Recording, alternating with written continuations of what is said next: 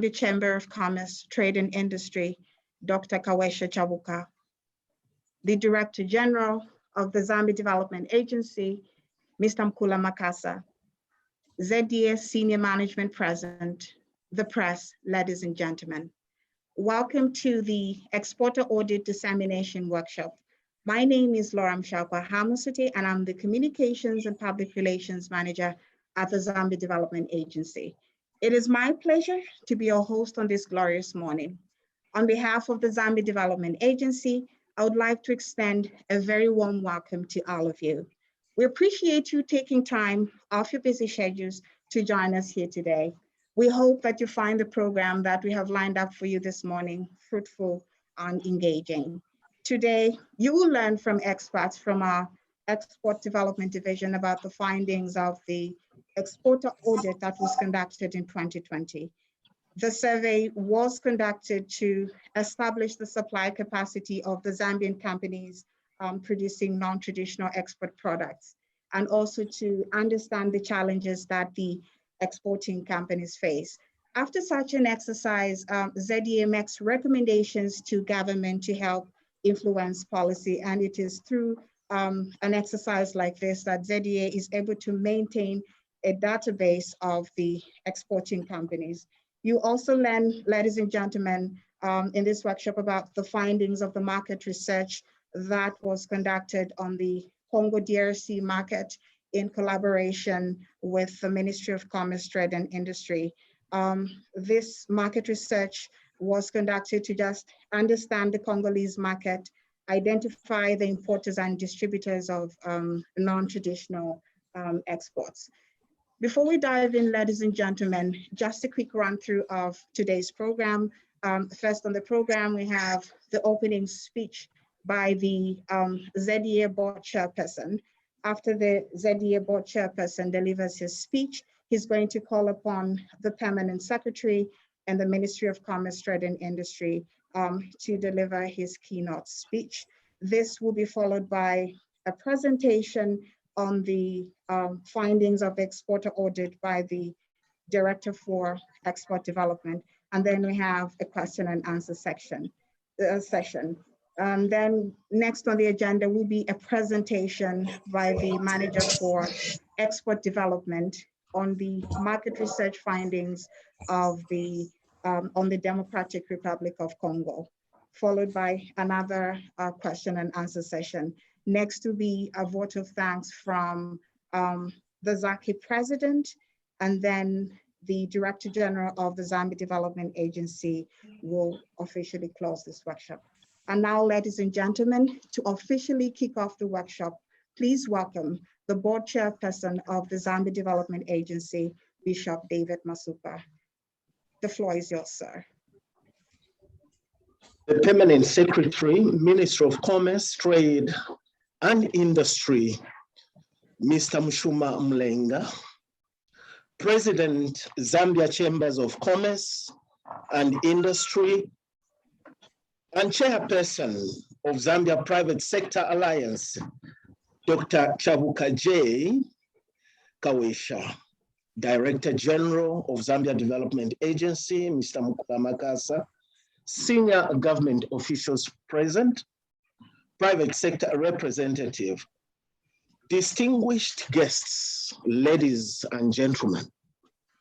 It is my singular honor and privilege to welcome you all to this morning's event organized by the Zambia Development Agency, aimed at highlighting to you all the results of the 2020 Exporter Audit Survey, as well as the findings of the market research undertaken in this one country of the Democratic Republic of Congo early this year. Ladies and gentlemen, may I express my sincere gratitude on behalf of the Zambia Development Agency to all those that participated in the 2020 Exporter Audit Survey, especially the private sector, and indeed who are the targeted beneficiary of this entire survey. Various business associations, as well as the different government ministries and agencies that provided input into this exercise. And further, I will be failing in my duties as Zambia Development Agency Board Chairperson if I did not thank our mother and ministry, commerce, trade, and industry, who provided financial support under the Enhanced Integrated Framework Project to undertake both the Exporter Audit Survey and the market research in the Democratic Republic of Congo.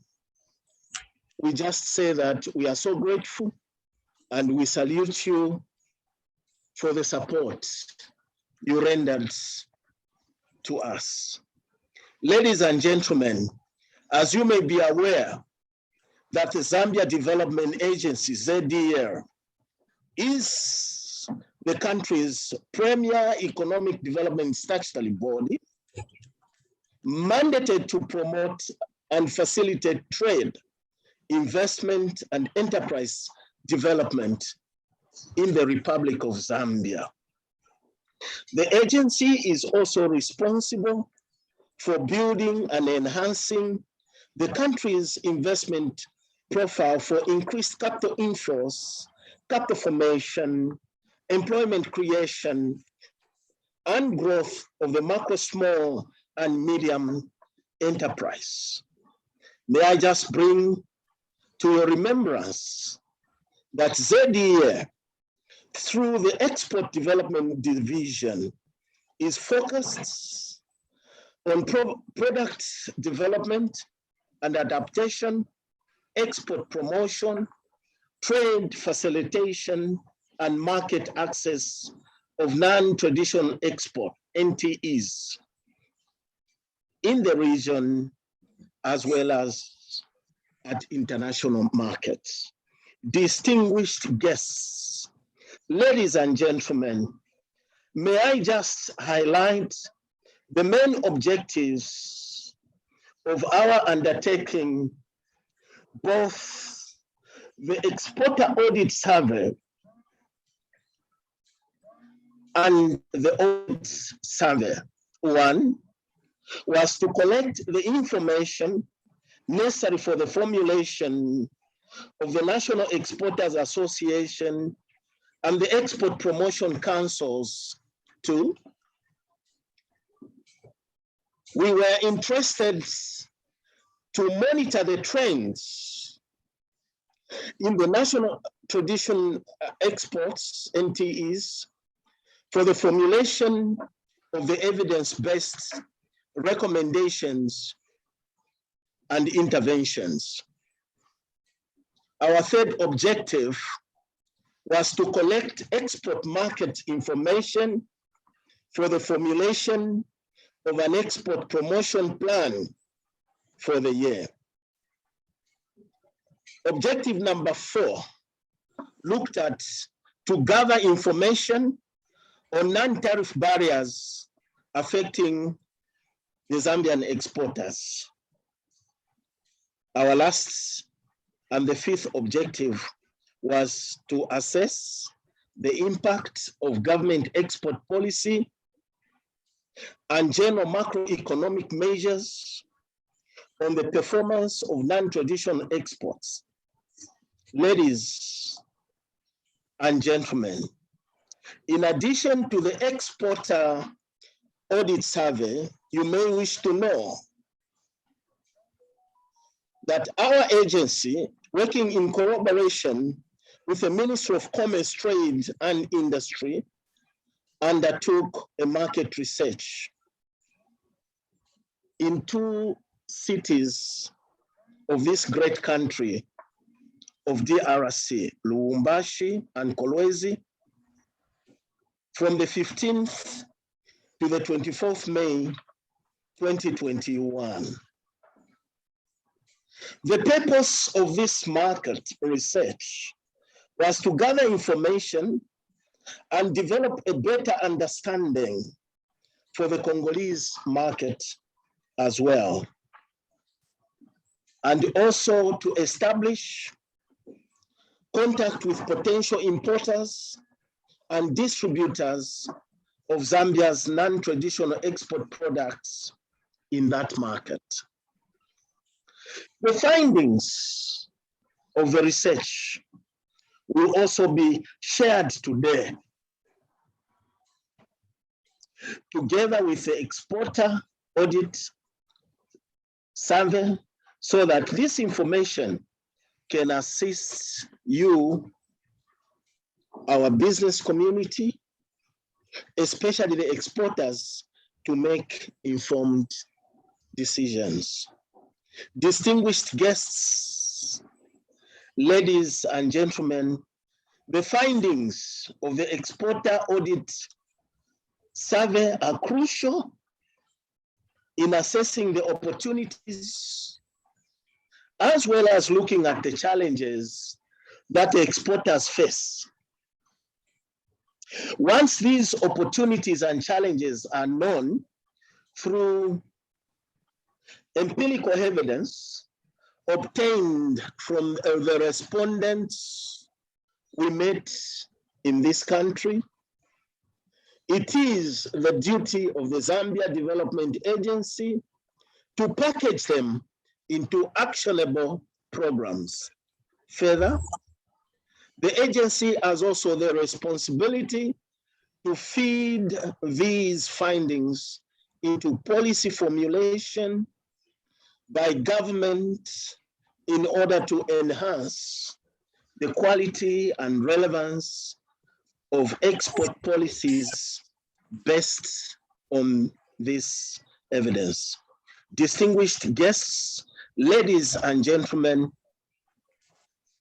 key among the findings of our audit survey in 2020 include, among others, a reduction in exports owing to a decline in export of metals. This was largely due to the economic recession induced, of course, as we all know, by the COVID-19 pandemic at global level.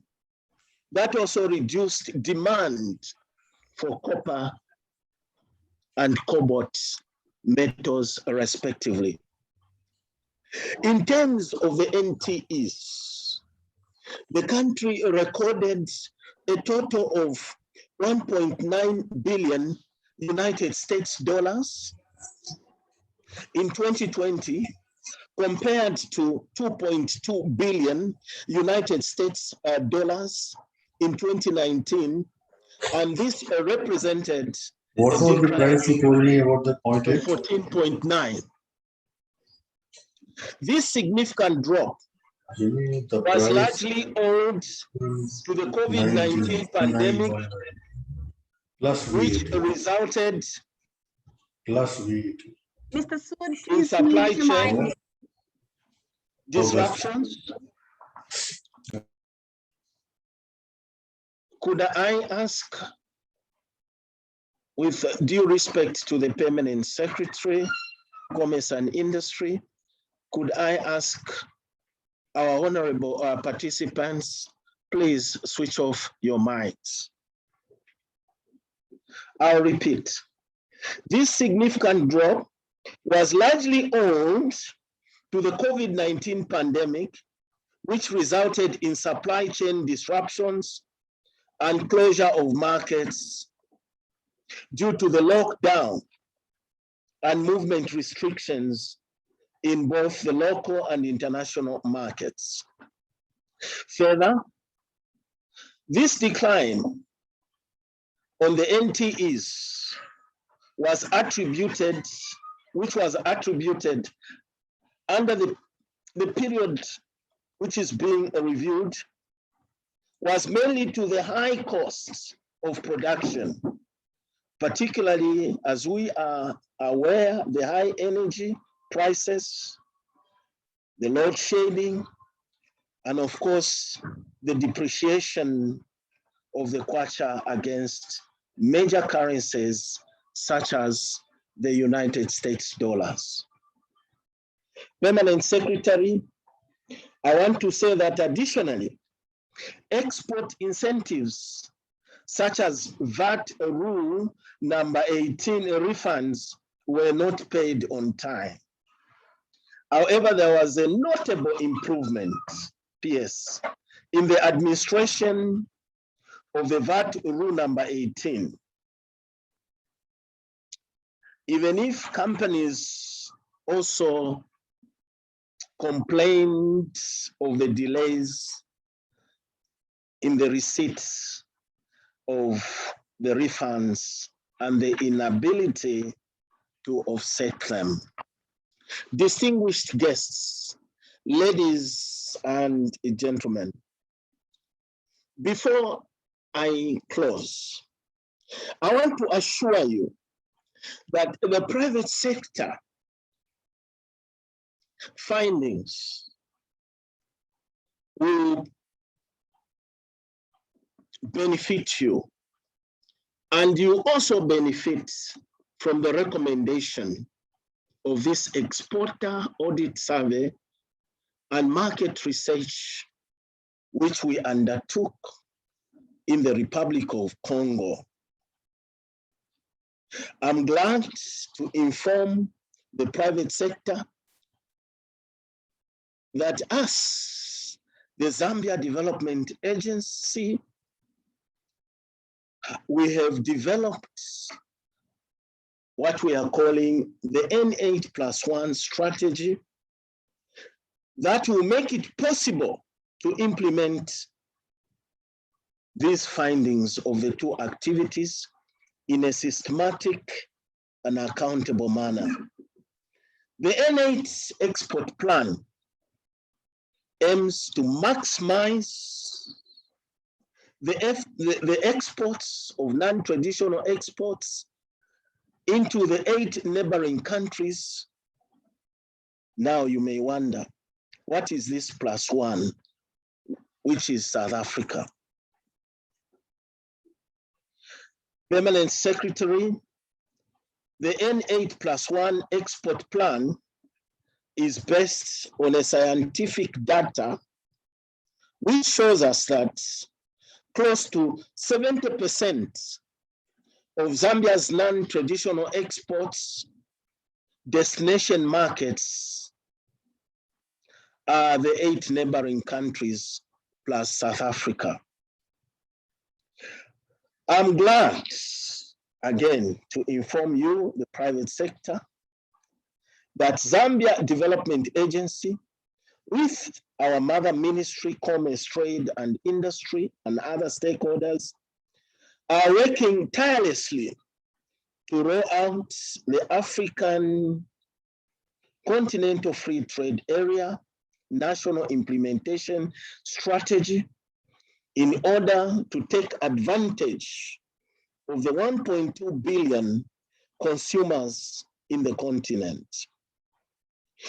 We are therefore, and we therefore invite the private sector to participate in market researches, trade missions, fairs, expos, and AFCFTA, so as to increase the volumes and number of products traded by Zambia in the continent of Africa. This year, Permanent Secretary, in an effort to put the export agenda at the development helm, the Zambia Development Agency is taking the lead in collaboration with the private sector to form the National Exporters Association and sector level export promotion councils. These associations are best practice in terms of targeted lobbying for the improvement of policies in the export space. Sir, we therefore encourage all associations in the export sectors to come on board and work with the agency to make this happen. Further, at the highest level, PS, your agency in this year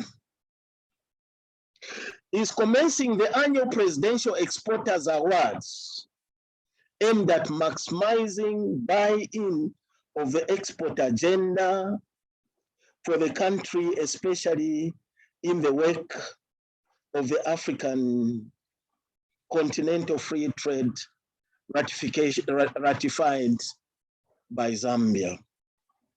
May I just conclude, Permanent Secretary, and I wish to pledge that Zambia Development Agency has continued to support the private sector, and once again, to thank all the companies in numerous numbers, those that have come to this platform and have cooperated with ZDA in providing information for both the exporter audit survey and the market research.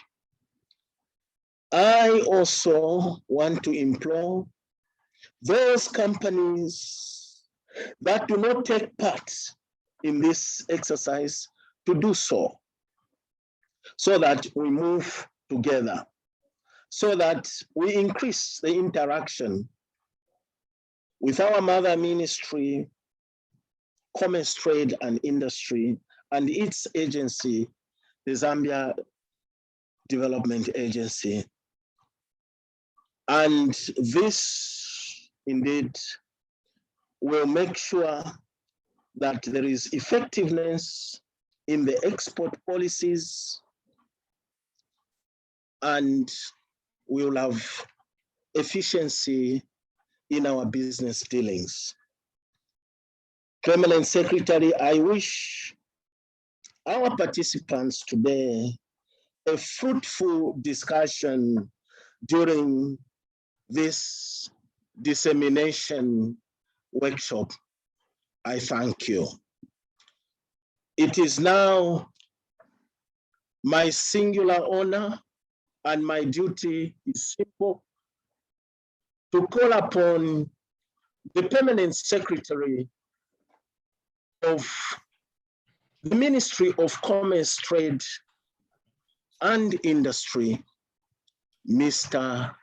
Mushuma Mulenga, to give his keynote address. I thank you.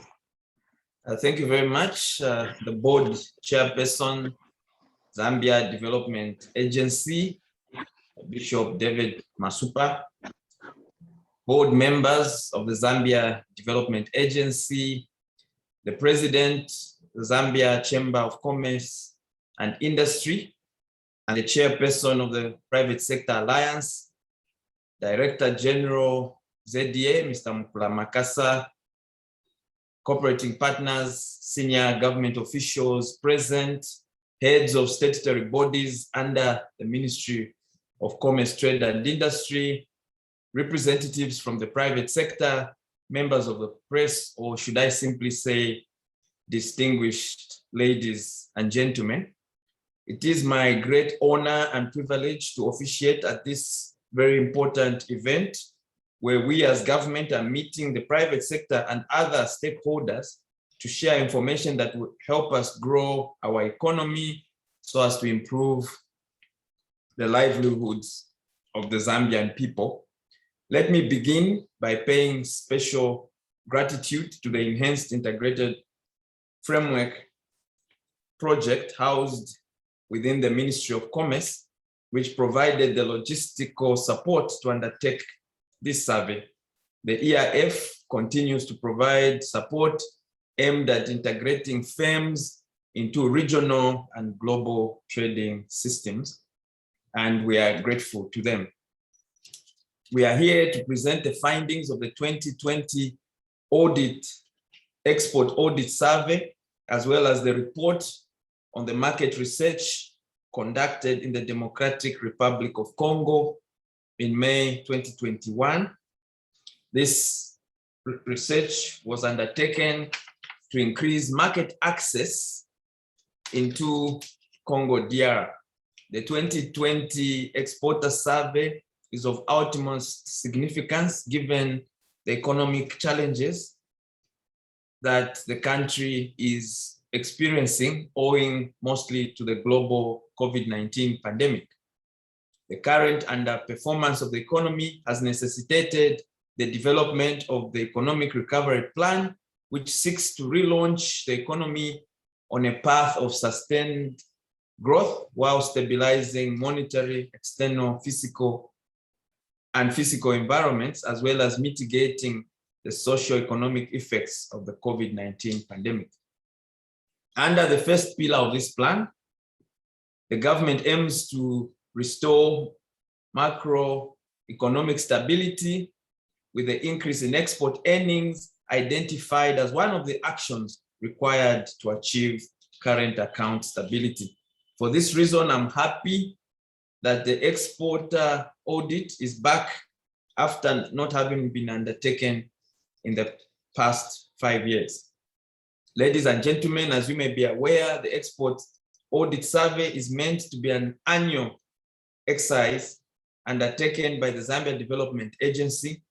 The survey is targeted at enterprises involved in export of mainly merchandise goods and is meant to assess the performance of Zambia's non-traditional export sector and a certain supply capacity. As you may be aware, it is government's objective to ensure that we build capacities among the private sector to ensure that we achieve increased non-traditional exports to both regional and international markets. The audit also provides the government with a clear map of opportunities in each sector. It further builds on the policy consideration to be undertaken by the government. Ladies and gentlemen, as you may be aware, the ministry is mandated through ZDA to foster Zambia's economic growth and development by promoting, among other things, trade and investment, as well as business competitiveness through an efficient, effective, and well-coordinated private sector-led development strategy. Let me emphasize that government, through the Ministry of Commerce, Trade and Industry, remains committed to providing an enabling environment for the growth of the private sector. We feel that the private sector should continue to play a significant role in driving economic growth. You may be interested to know that one way in which government seeks to promote the growth of the private sector is through the promotion and development of non-traditional exports, which is anything we export apart from cobalt and copper. We are here to give feedback to you, our stakeholders, on our findings of the exporter audit undertaken in the first quarter of this year, covering the year 2020, as well as the findings of the market research conducted in the DRC. We are also here to get new ideas from you, our partners in development, on how we can further improve the business environment so as to increase our non-traditional exports. The feedback we get from you will not only help us in assessing the prevailing opportunities and achievement, but also inform us on the challenges that may lie ahead. This will further help the government in actualizing the objectives outlined in the National Development Plan, which is to reduce poverty through increased job creation. Ladies and gentlemen, government is alive to the fact that it must create a conducive environment for business to grow and thrive business growth can lead to growth in export potential, and growth in export stimulates economic growth, which in turn leads to economic development, job creation, and the general uplifting of the standards of living of our people. It is for this reason that the government of the Republic of Zambia has been implementing business reforms to not only stimulate the growth of the private sector, but to also ensure a broader spectrum of Zambians have access to export markets. And you note, colleagues, that if you look at the Doing Business report, most times our reforms in the business environment have been recognized by the World Bank, and we rank fairly well as compared to other African countries. I wish to inform you that the government has been implementing a number of policies, programs, and measures aimed at improving the business climate. Some of the policies, programs, and measures include the National Trade Export, the National Trade Policy. Government launched the National Trade Policy, which is aligned to the 7th National Development Plan, based on an integrated multi-sectoral development approach that seeks to accelerate development efforts towards Vision 2030. Colleagues, just allow me to just pick on a few targets under the National Trade Policy, just to show that we as a ministry and our statutory bodies are aware of what is in the document. The document calls for at least 10% change in value addition, and we are working towards this, and we'll be able to report to you, colleagues, in terms of the percentage change. It calls for the formulation of the national export strategy, which the ministry and the statutory bodies successfully undertook. It calls for the enactment of the Trade Remedies Bill, which we expect will be presented to Parliament as soon as Parliament reconvenes. It calls for at least 10% increase in business linkages, which are also linked to export. And I must report that ZDA has done very well in terms of business linkages. It calls for the revision of the ZDA Act, which we are in the process of doing, and we expect this act to be presented to Parliament once it reconvenes. It calls for the establishment of at least 3 stop border posts, and colleagues, you know that quite a number have been established. Chirundu, Kazungula, we're also expecting Mwami, Nakonde has been established and as an OSBP, and we are also working on Kasumba Lesa and also Kasome na Mwenda once it's constructed. It calls for the amendment of the Competition and Consumer Protection Act, and the work towards amending this act has been done, and we expect it to be presented to Parliament once it reconvenes. It calls for the enactment of the Coordinated Border Management and Trade Facilitation Act, and this was successfully done. These are just 8 targets that I picked on, just to show that when we refer to these documents, there is work that is actually going on, and these documents, when we refer to them in our speeches, are just not meant to be decorations, but what we are reaffirming is our belief in this document and the fact that these documents actually guide our implementation. Apart from the National Trade Policy, you have government has been implementing the National Export Strategy, which basically aims at making Zambia a net exporter of value-added goods and services through competitiveness at domestic, regional, and global level. Government, through the Ministry of Commerce, Trade and Industry and its statutory bodies, has been implementing this strategy.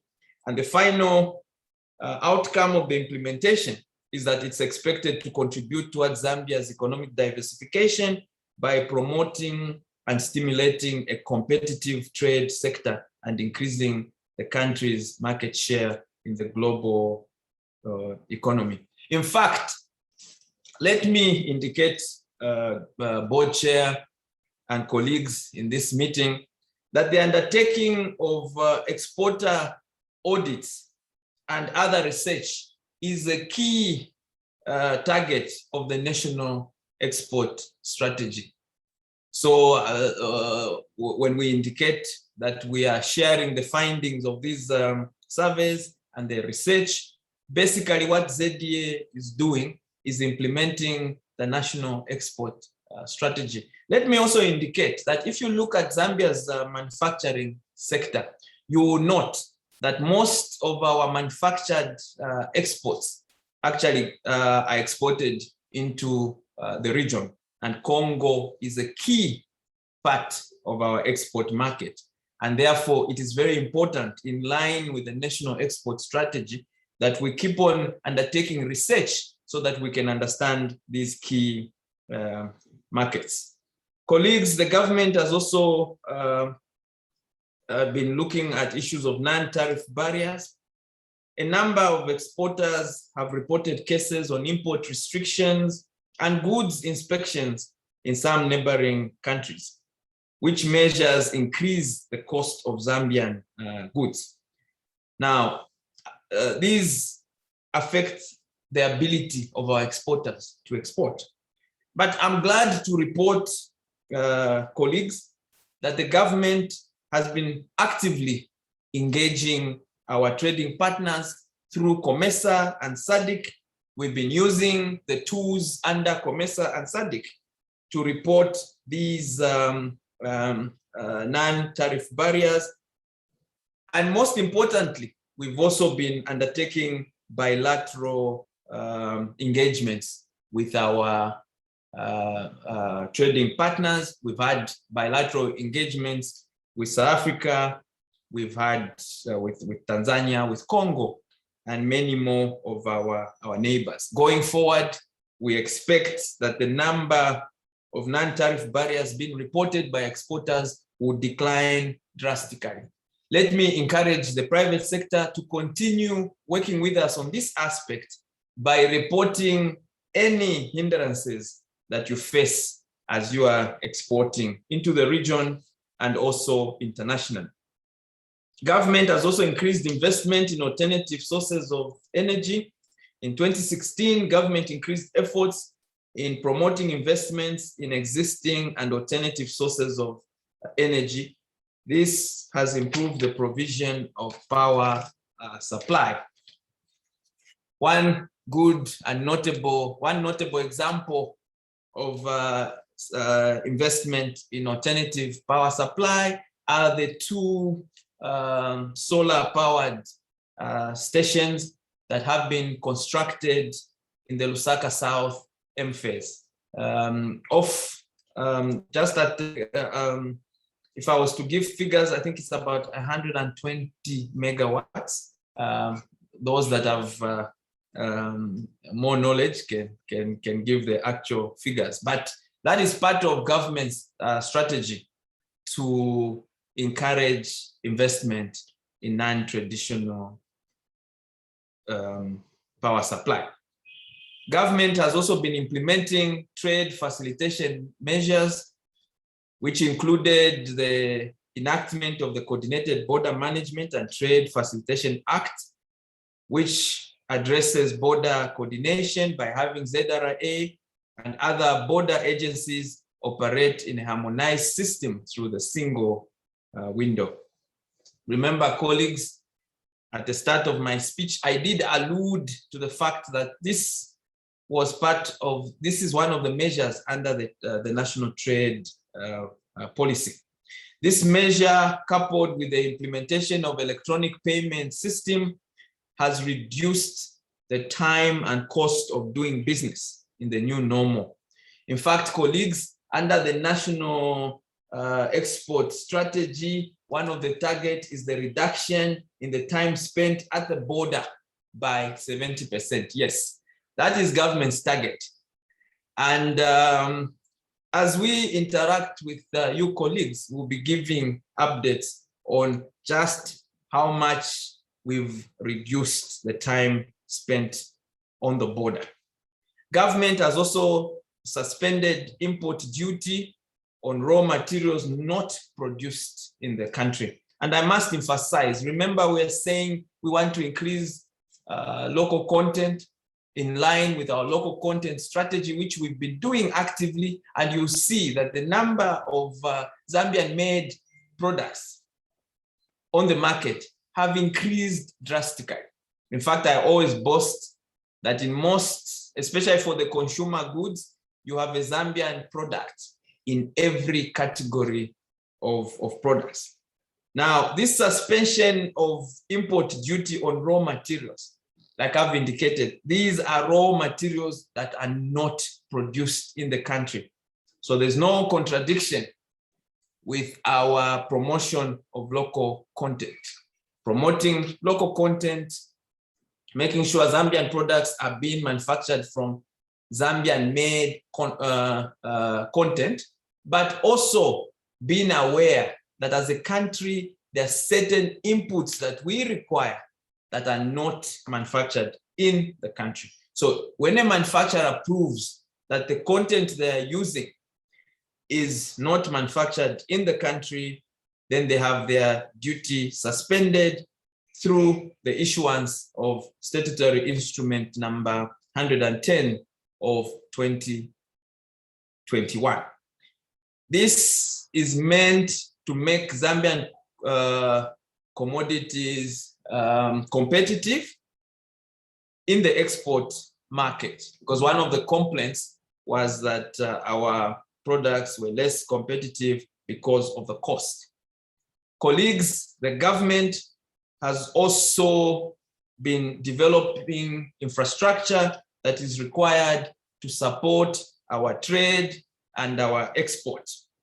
So government has continued improving the existing infrastructure, putting up roads, airports, and such infrastructure in the rural areas, in the urban areas, which is meant to ease the flow of trade. Further, government is encouraging the flow of FDI in the multi-facility economic zone and the industrial parks. So these are part of the infrastructure, but also to indicate, colleagues, that under the national industrial policy, government's target was the creation of 10 industrial yards. And as I speak, I'm happy to report that government has constructed 8 industrial yards, which are complete and ready for occupation. I think 7 out of the 8 are complete and ready for occupation.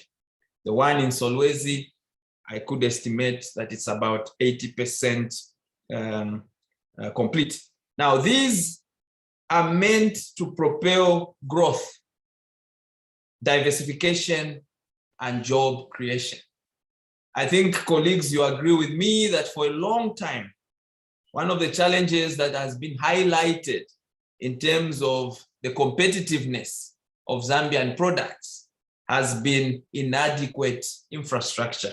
And therefore, the infrastructure that I've spoken about is meant to deal with that challenge.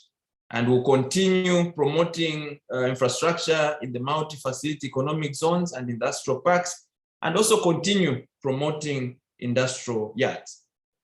Colleagues, government has ratified the Continental Free Trade Area, and this is meant to increase the opportunities that are available to our private sector and increase the share of exports into the rest of Africa.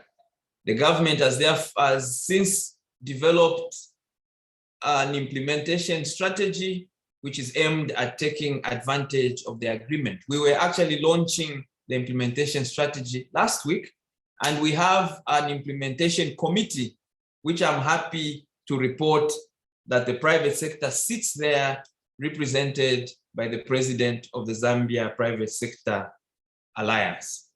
Distinguished invited delegates, ladies and gentlemen, it is hoped that these deliberate policies and measures will encourage product development and adaptation in order to increase the export base across sectors, as well as to provide the necessary platform for organizations to thrive both locally and internationally. As I conclude, I would like to assure the business community of continued government support, particularly for export growth. I wish to take this opportunity to emphasize government's commitment to providing an enabling business environment. Let me also encourage the private sector to be active on two fronts. One, the government is formulating the 8th National Development Plan and also formulating the 2022 budget. So let's be active in those areas. Government will continue to promote strategic local industries on value addition and secure export markets for Zambian products in the region and international markets. I wish to thank the Zambia Development Agency for taking the initiative and organizing this virtual workshop. And let me implore the agency to continue undertaking such activities that inform trade policy and present opportunities for exports.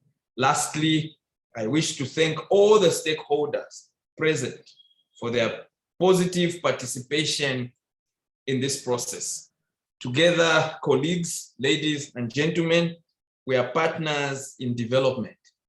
Let me repeat the cliche that I keep on repeating. I hope people won't get tired. The Ministry of Commerce and its statutory bodies are friends to the private sector. When the private sector thrives, the ministry thrives. When the influence of the private sector grows, the influence of the ministry grows. When the private sector declines, the ministry declines. It's unable to achieve its targets. So thank you very much for listening to me, and may God bless you all. I wish all the participants fruitful deliberation. Thank you. Thank you so much, PS. Ladies and gentlemen, that was the Permanent Secretary in the Ministry of Commerce, Trade and Industry, Mr. Mshuma Mulenga, delivering his keynote speech to officially open the Exporter Audit Dissemination Workshop. At this point, ladies and gentlemen, I'll call upon the Director for Export Development at the Zambia Development Agency, Mr. Albert Halwampa, to present the findings of the 2020 Exporter Audit Survey. Over to you, sir. Thank you very much, Laura. Good morning, everyone. We are happy to have you on this platform on such a very important day. Mr. Mshuma Mulenga, the Permanent Secretary, Minister of Commerce, Trade and Industry, Bishop David Musonda Masupa, the ZDA Board Chairperson, Dr. Chabuka Kawesha, President, Zambia Chambers of Commerce and Industry, as well as Chairperson of the Private Sector Alliance, Mr. Mkula Makasa, the Director General of the Zambia Development Agency, the steering committee members of the Integrated Enhanced Framework, senior government officials, ladies and gentlemen, I would like to now present the findings of the Exporter Audit for 2020.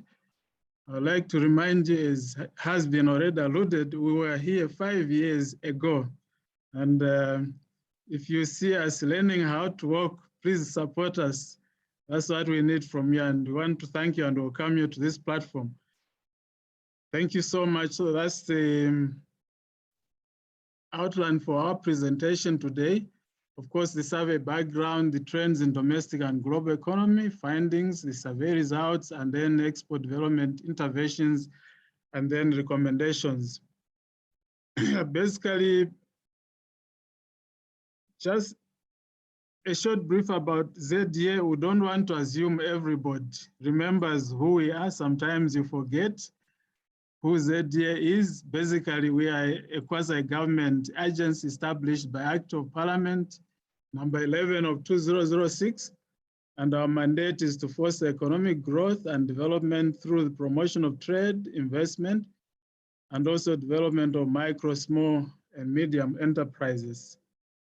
Basically, our export strategic focus is to, of course, grow the non-traditional exports. We have refocused our efforts in implementing the N8+1 export plan. As you have already heard in the previous speeches, our pillars in the N8+1 export plan is export development, ensure that we have value-added products into regional and continental markets, now the African Continental Free Trade Area.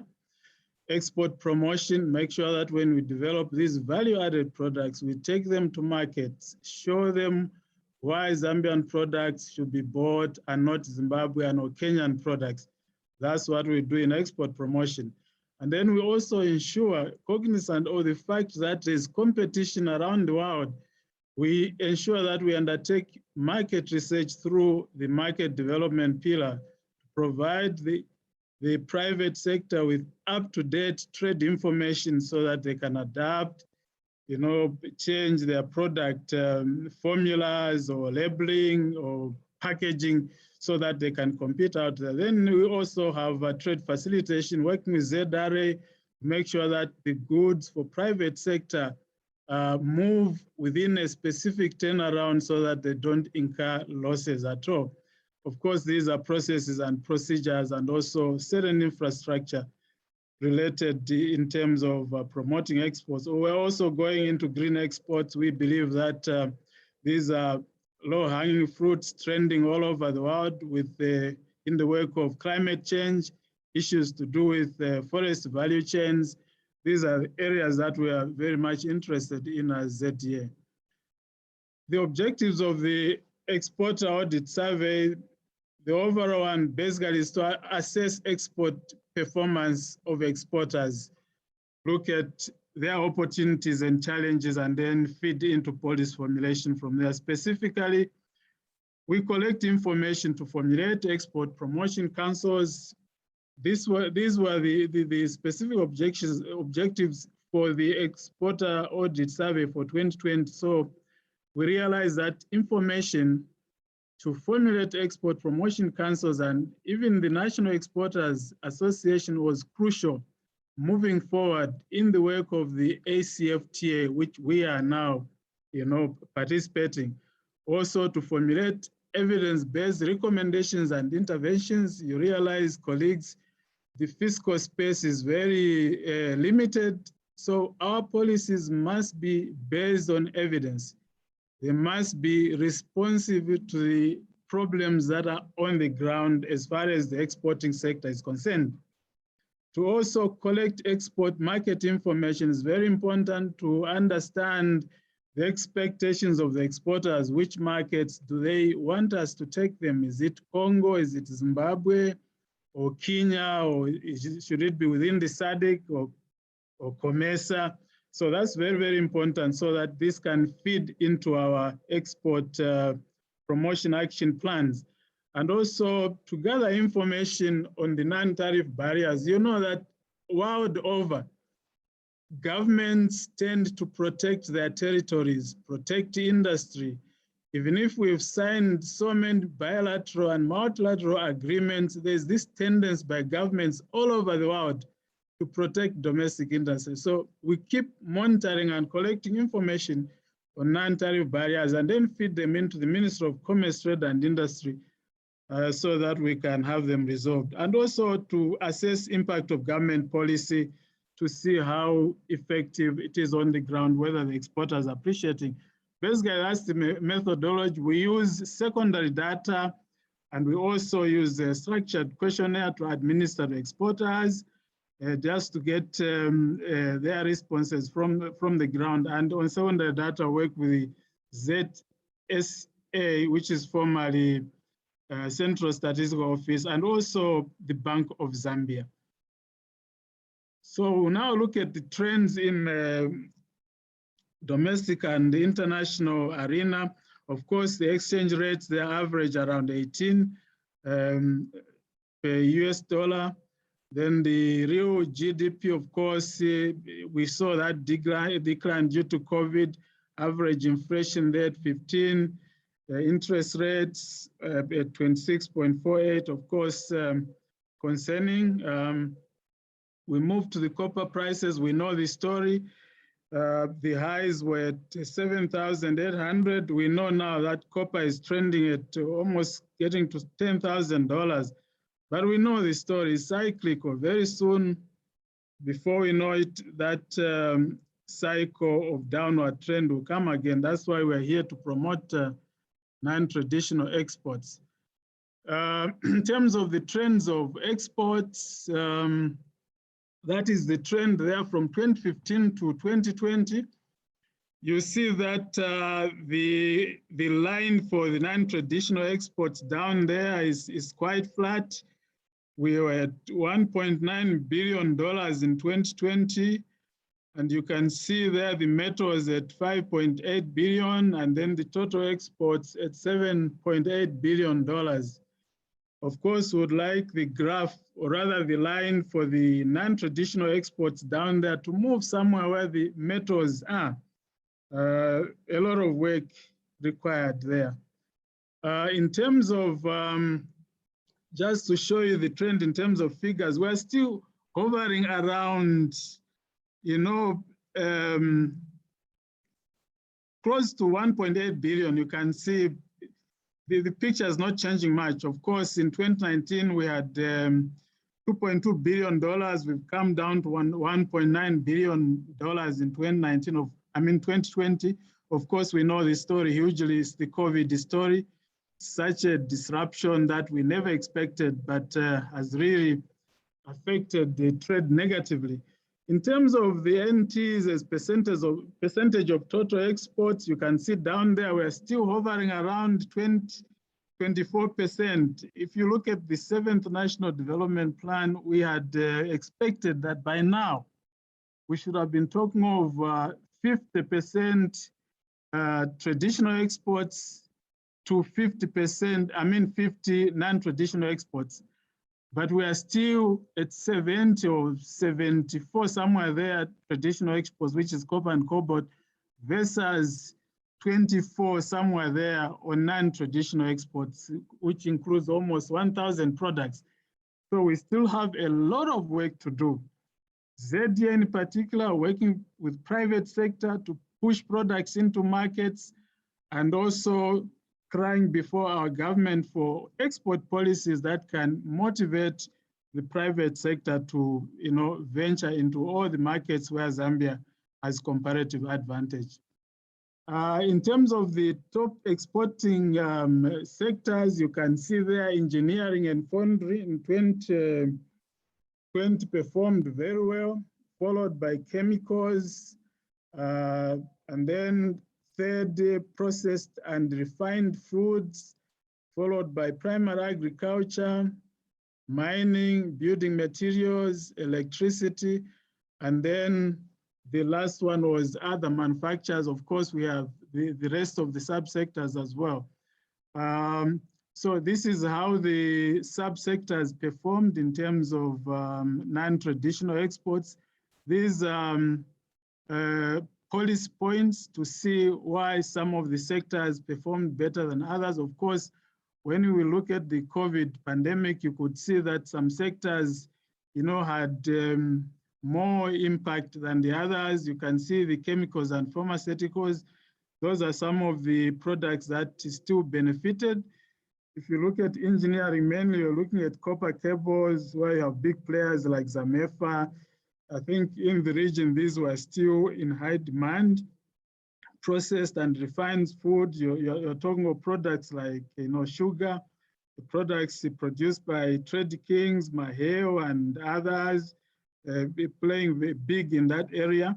Of course, primary agriculture, we still talk of maize. Maize is still a huge product in terms of export. So those are some of the drivers in those subsectors. If you look at the top 10 products in terms of exports, in 2020, we had electricity, followed by Portland cement. Then we had sulfuric acid, raw cane sugar, at those figures. Then you have non-alcoholic beverages, bullion, semi-manufactured forms. Of course, you may wonder what bullion is.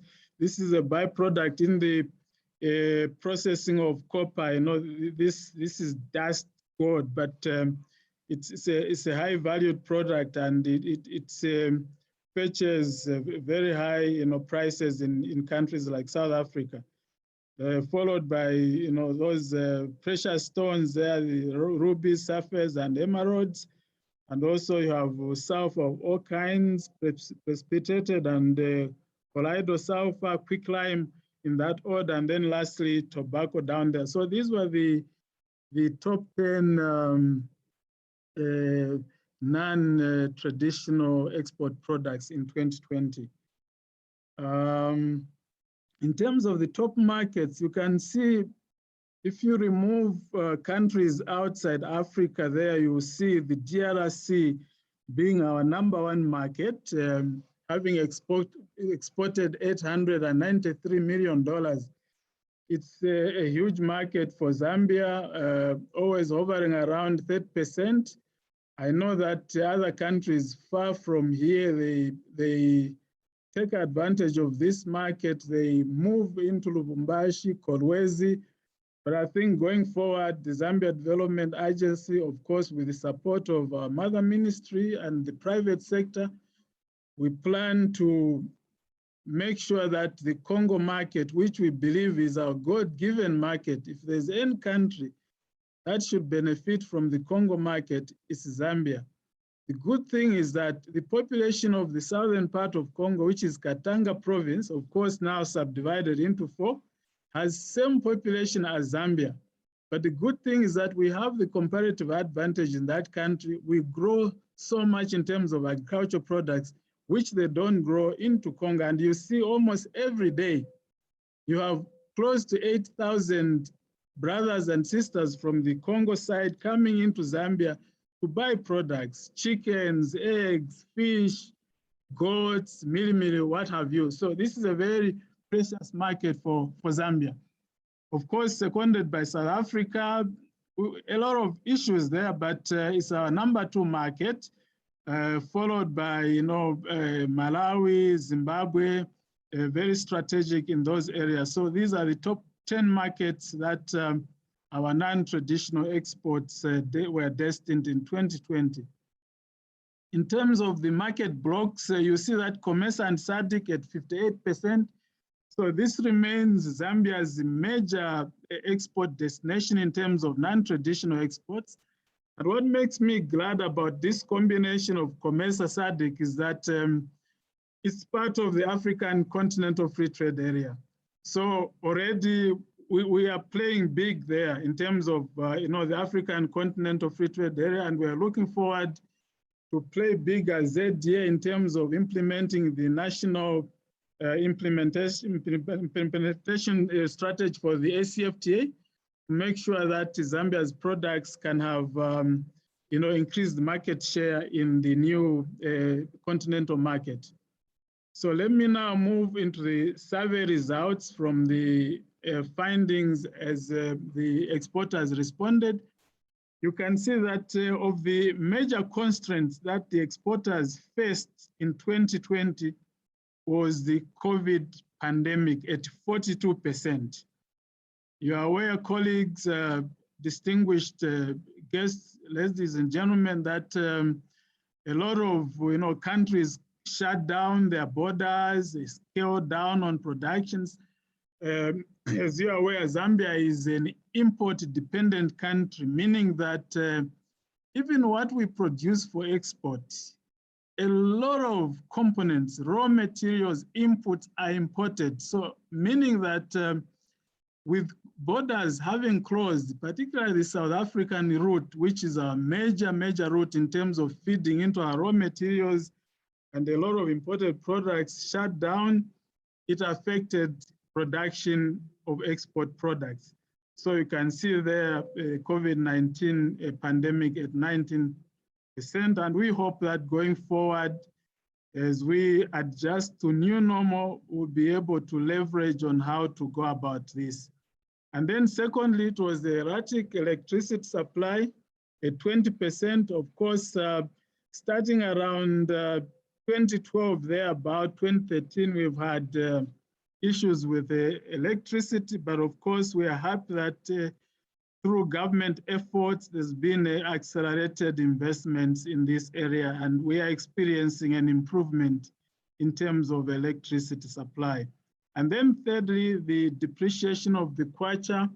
Of course, you realize that as an import-dependent country, as soon as the kwacha depreciates, it makes the raw materials expensive. For example, if a company had 100 kwacha as its resources, there will be at 10 kwacha, $1 US to 10 kwacha, such a company would import 10 units of raw materials. But if the exchange rate now depreciates to 20 kwacha per US dollar, it means that company, assuming they have constant amount of money, they will now only be able to import 5 units of raw materials. You can see already the exchange rate, the way it plays out, already it pushes down the production quantities as soon as the exchange rate parameters go in the negative way. So that affected the exporters in a big way as well. Restrictive import regulations, we know, as I did mention, that countries have a tendency of protecting their industry, and Zambia has been a victim of a number of non-tariff barriers. We are aware, for example, the Zimbabwean government sends the Bureau of Veritas to Zambia to inspect the export products here and determine whether they're exportable into that country, of course, at the cost of the exporter. So these are some of the issues that we think they need to be resolved going forward. Another example is our honey into South Africa, subjected to sometimes questionable, testings, and then certain diseases like the American foul brood are found to be contained in our honey. But we know that this honey is organic and is selling very well and competing with other brands. So these are some of the issues that affected the exporters in 2020. In terms of knowledge of the trade portal that is housed at the Ministry of Commerce and Trade, you can see that a lot of exporters, they don't know much about it. 96%, that's quite huge. Only 4% are aware of the information trade portal. So I think this is an area where the Zambia Development Agency, as an implementing agency of the government, as a front runner in terms of export promotion, we need to up our game to make sure that we promote the trade portal in conjunction with our mother ministry. And then the VAT Rule 18, of course, we asked the respondents what was the effect of exports with the VAT Rule 18. Of course, VAT Rule 18, for those of you that may not be aware, is an incentive for exporters, such that when you export your products and then you are able to claim the VAT component so that you can plow back these refunds into working capital and any other areas that you deem could improve your competitiveness. So we see that 17% said it increased their export performance, 21 said it decreased, 62% said there's no change. So VAT Rule 18 there, some issues. Of course, we know that the ZDA has made a lot of progress. When the VAT Rule 18 was brought about a lot of issues were sticky, but I think the amount of documents you require now to claim VAT have reduced, which is very commendable. I think going forward, we just need to see how we sit down with ZDA to see how we can further improve some of these changes that have taken place. And I hope that the private sector will begin to see some of these benefits going forward. In terms of the effectiveness of the duty drawback scheme, again, we see that on this one, 88% are saying it improved the effectiveness of their ability to export, and then just 8% said no effect, and 4%, yeah. So we believe that the review that the ZDA undertook on the duty drawback scheme in 2018, 2019 has borne some results. This is basically an export incentive as well that aims to make sure that any duty you incur in the raw materials that you import or buy domestically are actually refunded, just to make sure that you are able to be cushioned and export more as an exporter. So we see duty drawback is being very effective. In terms of regions or other countries, in terms of markets where exporters would like to take their products, Kenya ranked #1, followed by South Africa, second by Angola, third Angola, then fourth DRC, and 15% others. Of all these countries, of course, the story of Angola is very Jewish to most of our potential and exporting companies. We know that Angola imports about $5.6 billion in terms of food from Portugal, Brazil, and Spain on an annual basis, and there's been efforts being made by ourselves, ZDA, MCTI, the private sector, and even our colleagues in Angola there to see how this market can be leveraged. If we only snatched maybe $1 billion of those products, which are mainly, chickens, beef, eggs, tomatoes, and what have you, if we just grabbed $1 billion and brought it on our balance sheet to Zambia, it would push that ratio we're talking about of 70% traditional and 30% non-traditional. So we have all these low-hanging fruits. Of course, South Africa, we need to push more of our manufactured goods. If you examine South Africa very carefully, that's a country where we must take a lot of our products. But when you examine it very closely, you'll see that most of our products are not entering that market. So that's food for thought.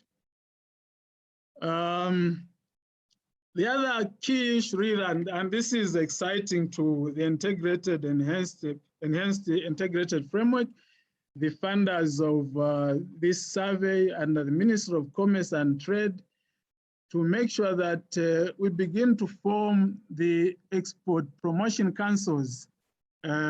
We saw that this sold very, very well with exporters. At 75%, the exporters are keen and desirous that there should be export promotion councils at subsector level and the National Exporters Association, so that we can have specific targeted lobbying by the exporters themselves in all the sectors, so that we begin to see how these issues that are more like endemic can be resolved.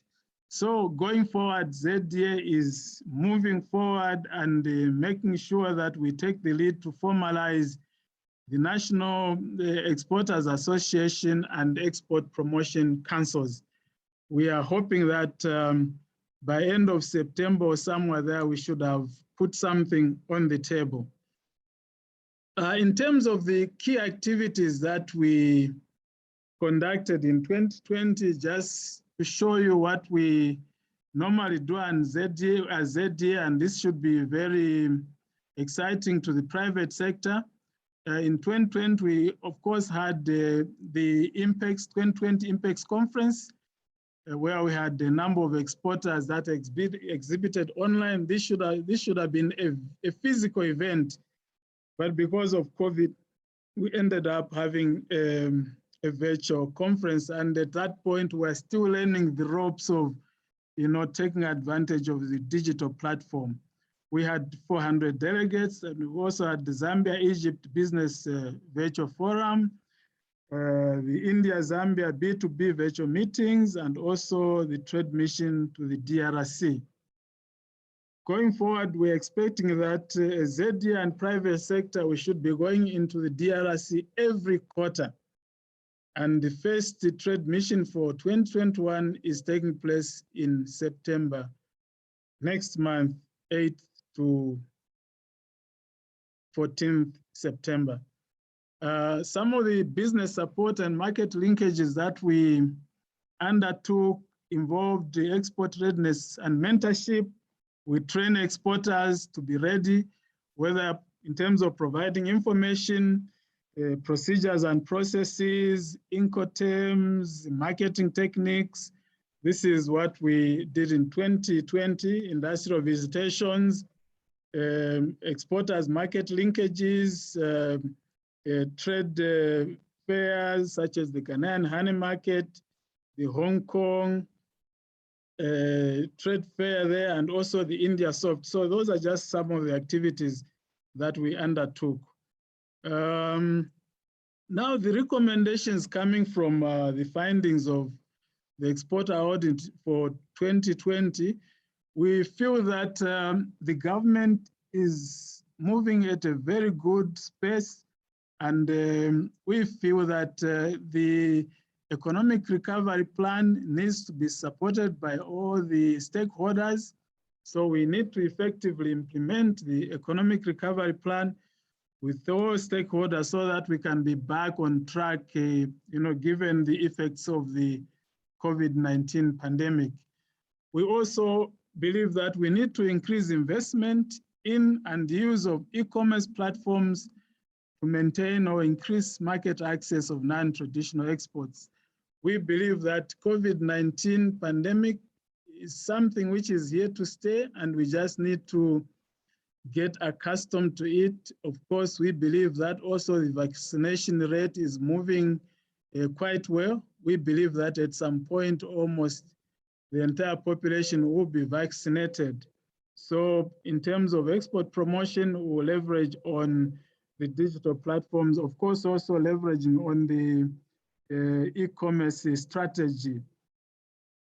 We believe that the suspension of duties on imported raw materials used for manufacturing of exports on Statutory Instrument number 110 of 2021 is commendable. We believe that this goes a long way, the private sector, in terms of reducing the impact of the exchange rates. So we commend the government on this one, and we hope that the private sector will take advantage of this measure. We also need to scale up the provision of information on reporting non-tariff barriers. I'm very pleased and would like to congratulate the Permanent Secretary, Mr. Mushuma Mlenga. I think he has shown a lot of leadership in this area. He has been aggressive in engaging at bilateral levels all the countries that are culprits in instituting non-tariff barriers to our products. And I think we are seeing some headways in this area. Of course, we also promote the use of the commerce and SADC reporting platforms. But we thank you so much, PS, for having shown leadership in this area, to engage your counterparts, to make sure that there's respect for the agreements we sign, so that we can compete at comparative advantage level without really restricting each other's exports. Yeah. So we thank you for that. And we also need to scale up promotion of national trade portal. As earlier mentioned, I think this is very important so that the private sector and the special exporters can make use of this platform. We also believe that there's need to promote investment and provide incentives that support manufacturing and mitigation of foreign exchange risks that are cyclical and major factor in high cost of imported raw materials. So this is very, very important. I think we need to find lasting solution on how to deal with these issues to do with foreign exchange risks, especially to the exporters. The National Exporters Association is on our cards. We've already started engaging the private sector to make sure that this National Exporters Association is formed as quickly as possible to enhance the policy advocacy. I think as an agency, we believe that the effective implementation of the N8+1 export plan is a crucial agenda to make sure that we take exports in the neighboring countries and also South Africa, because this is where it's very easy for most of our exporters in terms of transportation, in terms of meeting some of the standards. There's the homogeneity of standards that are required, so we can push these products as much as possible. We have also started working on the National Exporter Database, working with Zambia Revenue Authority, who have already provided the physical addresses, the postal addresses of all the exporters in Zambia. We're just now putting up all the email addresses and phone numbers, especially in the wake of the African Continental Free Trade Area. We don't want any exporter to be left behind. ZDA has the responsibility to make sure that all the exporters in Zambia are attended to.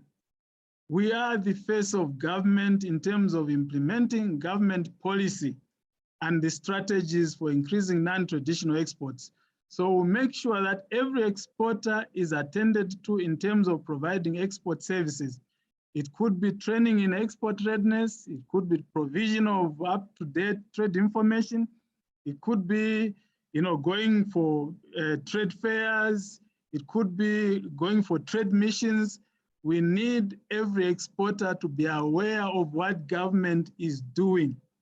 We want you to know what advantages are in SADC, COMESA, the ACFTA, whether it's EU, AGOA market. We want to make sure that we have you on our database as ZDA. We will not leave you behind. So we also need to scale up ACFTA targeted export readiness training. This is part of the strategies in the African Continental Free Trade Area implementation strategy to make sure that we have targeted export readiness training for specific exporters whom we need to take all over Africa. Because if we don't do that, before you know it, this country will be flooded by products from all over Africa, especially from West Africa, because they are very aggressive. But we also need to be aggressive. We need to prepare our exporters to take products to every corner of Africa. We need to take our Zambian products, of course, based on market research. Scaling up market research in regional and international markets, this is very, very important.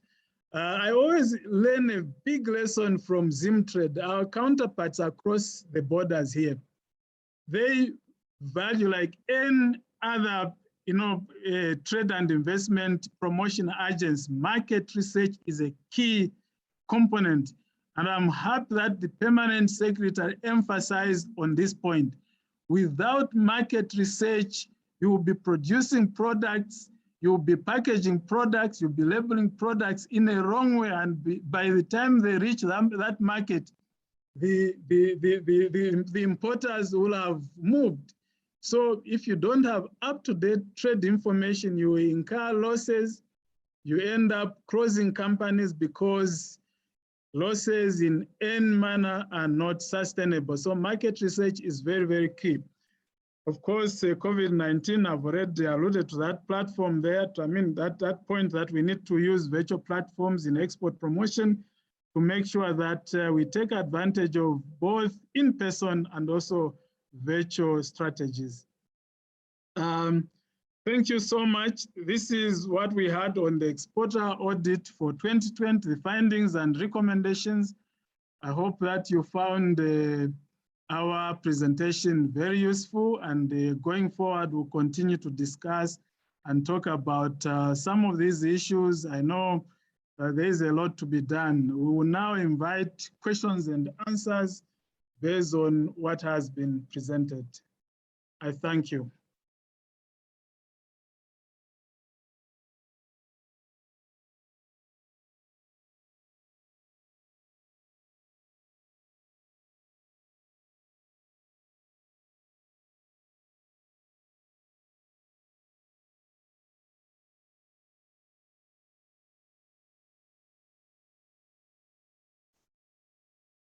Do we have questions?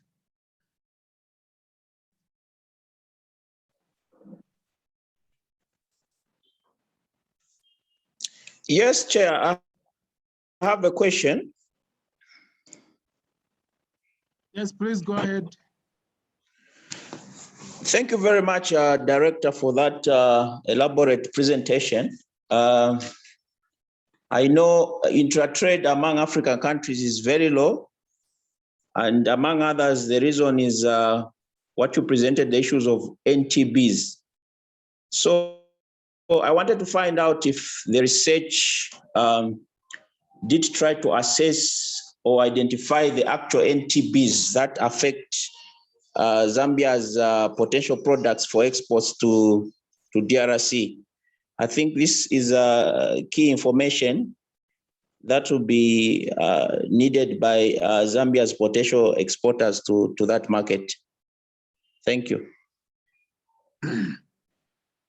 Thank you very much for that powerful question. Of course, as we mentioned in the presentation, Congo DR remains one of our key markets, taking almost 30% of our non-traditional exports. The Congo DR, basically the barriers that obtain from that country, and you see this in the market research that will be presented, that was undertaken in the Congo DR. Basically, you find a lot of red tape as you transport your products. You know, the market there is not very organized. So you find that as you move from Kasumbalesa to Lubumbashi, you find a lot of rent-seeking activities, which are a cost to an exporter who has made an assurance to the importer that I'll be delivering goods on this particular day, but ends up being delayed along the way and, you know, forking out extra dollars and that kind of a thing. So those are some of the major barriers you face in Congo DR. But in terms of the products themselves, because the southern part of Congo DR, you know, it depends on Zambia. You rarely find non-tariff barriers that will deal with the standards of our products because they need those products like yesterday, okay? So you don't find a lot of non-barriers stopping the actual products in terms of standards or otherwise. But what we see are these rent-seeking behavior. And sometimes, for example, the VAT Rule 18, when it was initially reinforced around 2011, you would find that ZDA would require acquittals for an exporter to claim VAT. And to get those acquittals from Congo DR was a nightmare, resulting in exporters not claiming VAT. And that alone was a barrier in terms of the capacity of the exporter to be able to plow back that working capital in buying raw materials or trade facilitation and so on and so forth. So Congo DR, by any standards, is our best market. It's our best market, and as I said, we need to go there 4 times in a year. I know that South Africa, almost 3,000 kilometers away from here, they go into Congo almost 5 times because they know what that market is capable of, you know, producing in terms of foreign exchange earnings. So I think for Congo DR, really, I know there are issues to do with payment standards. Some fear that if you take your products there, there could be non-payment, but this is where ZDA come in to help you make sure that your contracts with exporters are structured in such a manner that you as a seller, you are able to, get paid for your goods, and also the buyer should be able to receive their goods. Thank you so much.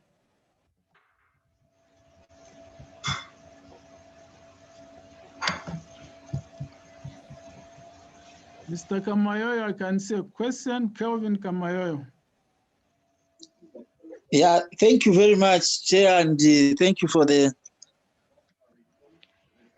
insightful and the provoking presentation. I want to find out one thing for sure is that when the Continental Free Trade Area kickstarts seriously, there will be an exchange of market share grabbing. And Zambia is also likely to gain in terms of trade creation as an opportunity to other new markets, and also to consolidate in those markets where we already have some market share in terms of export presence. Now, I want to find out, ahead of the Continental Free Trade Area, what is really Zambia's competitive advantage on non-traditional exports? Is it price or its quality? These two are fundamental issues as you go into a free trade wider market. So I want to find out how ready are we, or what has been our traditional competitive advantage? And if it's price, how do we consolidate it ahead of this huge trade creation market? Thank you. Thank you so much, Mr. Kamayoyo. That's a very, very important and fundamental question. Colleagues, as I explained, if you are there on the platform and I've left anything out, please, you're welcome to contribute to answering the questions. Yeah, one very exciting thing about the African Continental Free Trade Area is that one of the linchpin in the effective participation of the African Continental Free Trade Area is leveraging on the regional economic communities. And one beautiful thing is that if you look at the 8 regional economic communities that have been recognized by the African Union under the African Continental Free Trade Area framework, SADC and COMESA are part of the 8. So already Zambia is trading in SADC and COMESA. If you look at the products we are pushing into SADC and COMESA combined, it's mainly agricultural products. I believe that most of these products are of good quality, okay? Look at the processed and refined foods like sugar going into Congo, going into Malawi, the Great Lakes region. These are goods of high quality, high standards.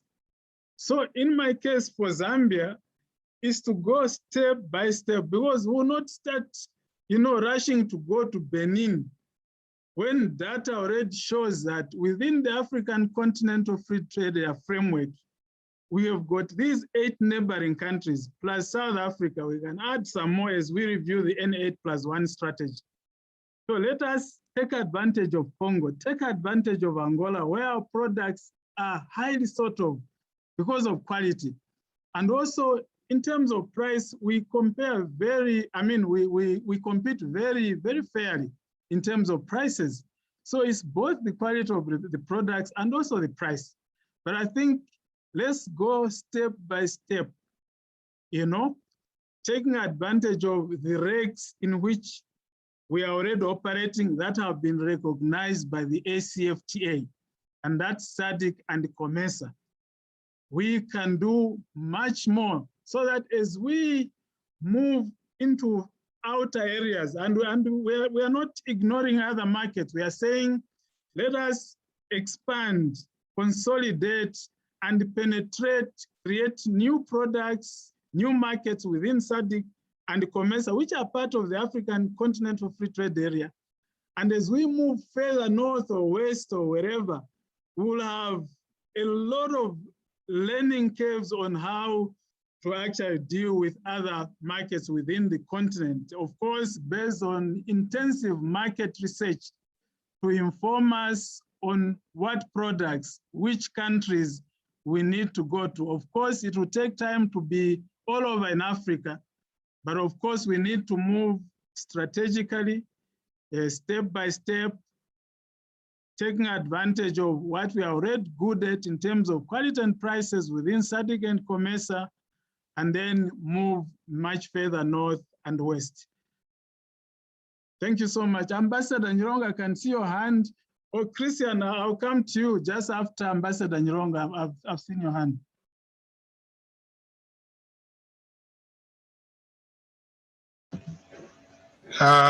Thank you, Chair. Mine is not really a question, but just a comment with regard to cross-border traders. I see that you make a recommendation on cross-border traders, ramping up information and so forth. But I think we could also add in the report just a small section which highlights the areas or the sectors in which the cross-border traders are engaged in, so that if we're going to have any specific policies to try and promote the small end or the end of the scale in terms of size amongst the exporters, we could then tailor them to those specific sectors. Thank you, Chair. Thank you so much, Ambassador Nyironga. We've taken note of that, and for sure we'll make some revision on that point. It's a very, very important point. Cross-border traders trading in all sorts of commodities, we need to make sure that that sits somewhere in the exporter audit report. Thank you so much. Christian, you can go ahead with your question. Thank you, sir, for the report and the opportunity. For me, I would like to come from the challenges that we are facing. You spoke about the non-tariff trade barriers. As you have seen, these are things that have been affecting a lot of our exports, especially what you already mentioned, the issue of honey with South Africa, which we have had several of them coming up. I wanted just to know the kind of mechanism that we have as a nation to respond to all these barriers. Because as it was said by the Permanent Secretary and yourself, these are things that you will never get rid of. Every time countries will try to bring up systems to protect their own industries. So even when we're talking about free trade, it will still be there. But what are the mechanisms as a country we have put in place? I'm speaking about this because I've seen a lot of non-tariff trade barriers. They come in sort of technical barriers. Like in the issue of South Africa, you talked about with honey, the issue of American farbrood. You found that it's more of a technical thing that the vet department had to deal with. But one thing I've seen with these sort of issues, ZDA is not informed about these issues, neither the Ministry of Commerce, Trade and Industry. You are not informed. While your sister ministry is dealing with it without informing you who are in charge of trade. So is there any mechanism to deal with these things? How is the information flow? Because for me, based on my experience, we are quite slow on sharing information with other ministries. I'll give again an example of ZDA trying to put up the single window system. ZDA is unable to put honey into the system because other ministries or departments are not availing information or providing permission to ZDA to finish the portal. So I wanted to know, as ZDA, what are you planning to do to really address such issues? Because once we have addressed these issues, it will help us to defend ourselves or to attack, you know, anything that can come to block our exports. Thank you. Thank you so much, Christian, for that very important question. There are a number of mechanisms, of course, as per protocols within the regional economic community, SADC and COMESA. There are online reporting mechanisms. Maybe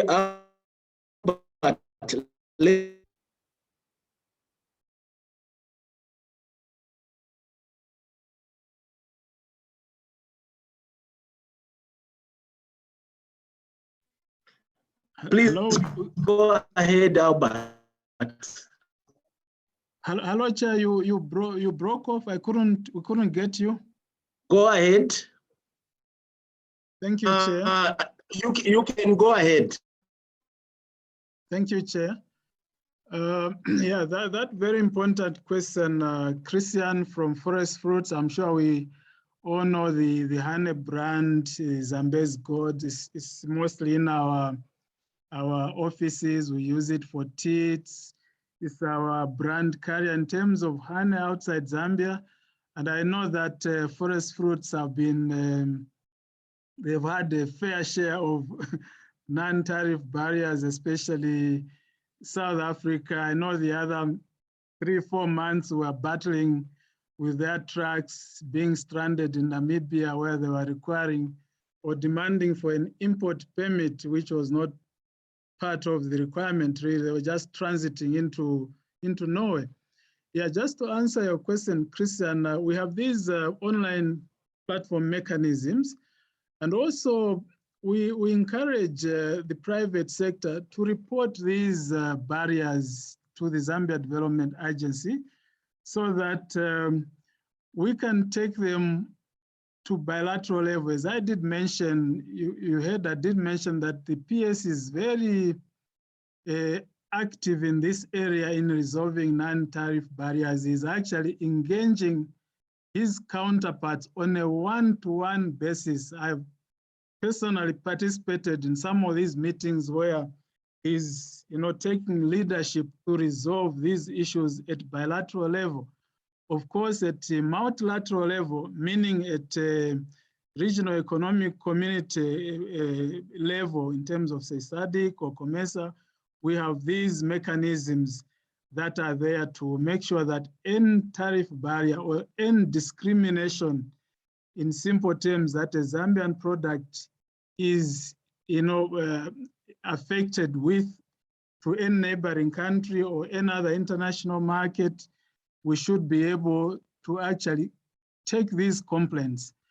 I think the point, Christian, is that maybe is to find a way of how we can work together with the other sister ministries, for example, Minister of Agriculture or Minister of Livestock. I know the issues with honey, they end up with Minister of Livestock where they do testings and then they collaborate with their counterparts, for example, in South Africa. So how do we quickly share information to make sure that we are moving at the same level and be able to give feedback to the private sector? So I think those are some of the gaps we need to make sure that they are sealed so that we are speaking at the same level, whether a product is falling under Minister of Agriculture or Livestock. But the fact that it's the Minister of Commerce that is with the mandate to promote trade in the country, we will make sure that we find a mechanism to collaborate with sister ministers, because I know already there is communication at ministry to ministry level, but maybe I know private sector normally wants things to move fast because you are in business, you are looking at your profits, you are looking at your commitments to your importers to fulfill the contract. But sometimes, you know how these bilateral and multilateral systems, sometimes they tend to be a bit slow. But as I have said, these mechanisms, we just need to see how we enhance their effectiveness. But I am glad with the leadership that the PS is providing. Colleagues, probably there is someone on the platform who would like to add on this issue of non-tariff barriers as raised by Forest Fruits. Is there somebody who would like to add?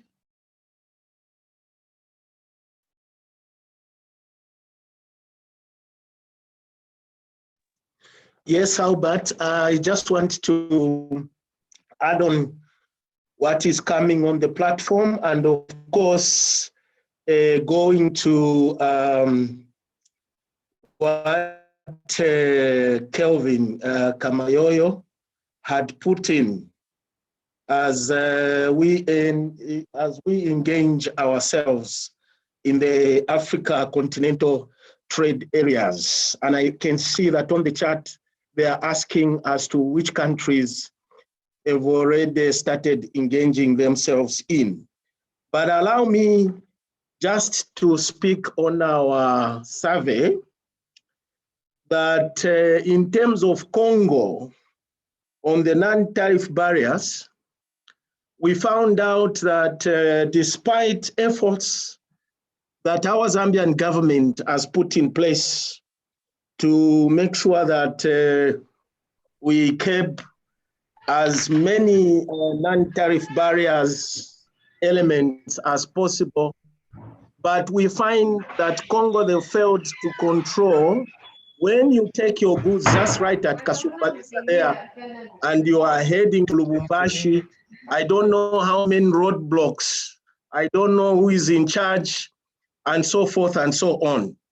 So the Ministry of Commerce, Trade and Industry, together with Foreign Affairs and through other ministries, have tried to address this, and it has become almost impossible.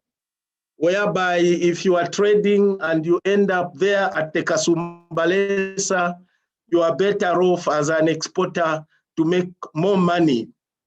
But as you start getting in, definitely you start losing out. And then I wanted to speak on quality. The Zambia Bureau of Standards somehow has been underrated in our country by other Bureau of Standards in other countries, and I'll compare to South Africa. Anything that is valid, any product that is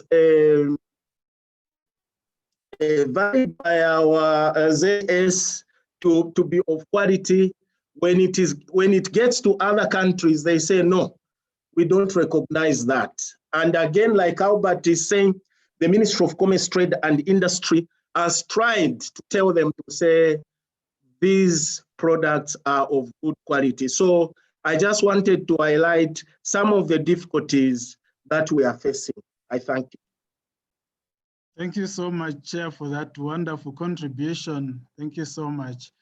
Of course, we have not yet signed any trade deals within the framework of the African Continental Free Trade Area. Of course, I know that 36 countries have ratified. The ACFTA came into force 30th May 2019.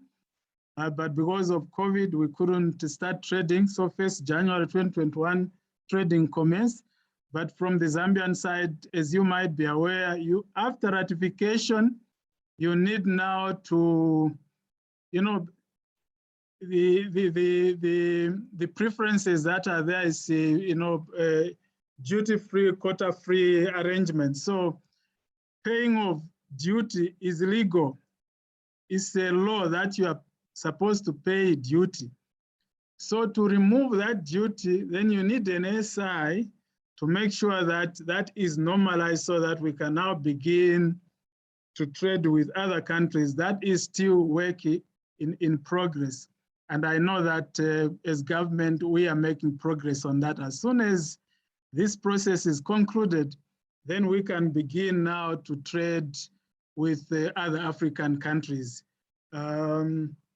I think it's just the pace that we want to take as Zambia. We have already signed the agreement, we have ratified.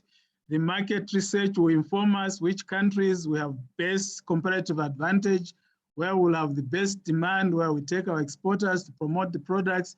So that's what's going to happen. So the process of us to begin trading is actually going on by removing those duties so that everything is conforming to the protocols within ACFTA. I think we'll be winding up on questions, but let me take a question from Harad Lungu and the Edify. You can proceed, please. Harad, I think you had your hand much earlier than Edify. Then we'll try to conclude, but we'll continue chatting in the chat box and answering your questions. I can see my team is busy responding to your questions. Harold, please go ahead. Thank you, Mr. Alwamba, for that insightful presentation you had. Maybe just quickly from my end, in terms of the constraints that you are presenting on, did you also try and gather information on domestic tax policy incentives that may inadvertently affect these exports? I'm taken aback. Last year, we had piloted an export program for maize and mealie meal. Now, what we discovered midway through the process is that majority of exporters were taking the maize grain to the DRC through Kasumbalesa. So when market forces changed, the prices started picking up from the southern side, that is from Zimbabwe, and of course, Botswana and the other area. So these exporters were trying to leverage and take this commodity to the other side when the Congo market was crashing, so to say, prices started slowing down. So what we realized that down on the southern side, specifically Chirundu, the same commodity had an export tax. I think it was about 10%. So I don't know if you had in your survey, you had these issues that were coming up, specifically I think for maize. Of course, as a union, as Zambia National Farmers Union, for us, we're advocating that we shouldn't have any export tax on these agricultural or commodities. But what we experienced is that we failed to maximize as a country when we piloted this program, where the same commodity on the Congo DRC side was not being taxed, but on the other side, from the Chirundu side, they are being hit with this export tax. Thank you, Mr. Lam. Thank you so much, Harad, for that very important question. Yes, these some of the issues that affect the exporters could not have been brought out maybe in a explicit form, for example, the export tax that you've talked about. But of course, as I said, you know, we're on this platform 5 years ago, but we are back because this is a very important undertaking. And as we go forward, every year we'll try to, you know, improve the questionnaire so that we begin to, you know, get evidence, responses from the exporters on some of these issues to do with the export tax itself. Of course, any tax that is imposed on a product going out of the country, there are always some, you know, economic imperatives from the government, and it's just a question of seeing how those imperatives are leveraged. But I think going forward, we'll ensure that we take into account some of these tax policy issues at domestic level to see how it affects you, the exporters. So I think going forward, as we begin to review our questionnaire going into 2022, when we do the 2021 export audit, we'll take into account some of these observations. And thank you very much, sir. Edify, you can go ahead, please. I think maybe put the last so that we don't lose track of the program. Thank you, sir. We want to thank you for the elaborate report you have given us. we have talked so much on the DRC. I would like to request for a comment. I want to look specifically onto the Angola market, because the insight you have given is that Angola is another unique market which we can exploit, but a few NTBs which may be there, which you can help. But I want to look at what are the plans maybe government has, especially on issues of transport. I know language could be our issue to handle, but accessibility to that market, as it is a huge market, it looks like a bit of a challenge, especially on transportation. And the plans which you have in the near future to give us more details on entry into that market, because we seriously prospecting to get into the Angolan market as well. Thank you. Thank you so much, Edify. Before I respond, any colleague would like to respond on that question?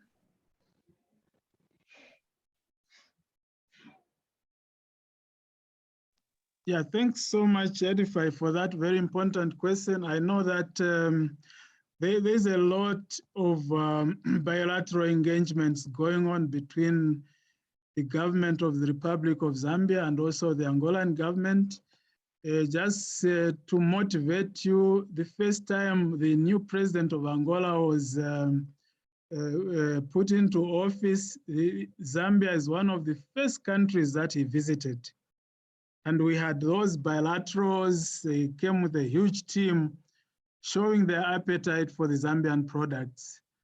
I also know that under the Ministry of Commerce, Trade and Industry, there is a Lobito corridor project to see how we develop infrastructure along the Lobito corridor, putting up the one-stop border post somewhere in the northwestern province. There have been also some developments under the Road Development Agency to improve the canals in Shangombo Western Province, and also the upgrading of the road going to Jimbe in Northwestern Province to make sure that there's this accessibility. We also know that under the Zambia Development Agency, there's a railway project, Northwestern Railways. Of course, it's a question of how far that project has gone. So all these are some of the efforts that government is upscaling to make sure that there is trade facilitation between the two countries. And as you might be aware, there was also an agreement that was signed between the two countries to construct an oil pipeline from Angola up to Inden, so that the cost of fuel can be leveraged for Zambia. So there's a lot of efforts going on, but the issue of infrastructure is something that government is looking into, and we trust and hope that these projects that are already in place will actually come to completion, so that there's this connectivity between Zambia and Angola, because there's this huge yearning between the private sector in Zambia and that of Angola to actually trade with each other. At the moment, the only route that is passable all year round is going through Namibia all the way into Rwanda. But of course, we know that once these projects are completed, the trade between the two countries will be enhanced. I think in terms of non-tariff barriers from Angola, we haven't recorded so much from that country. Of course, there's been issues to do with difficult in payment. There was a time when Angola had a shortage of foreign exchange, and we had a few exporters complaining of non-payment and that kind of a thing. But I think infrastructure remains a big barrier, which the two governments are actually trying to resolve.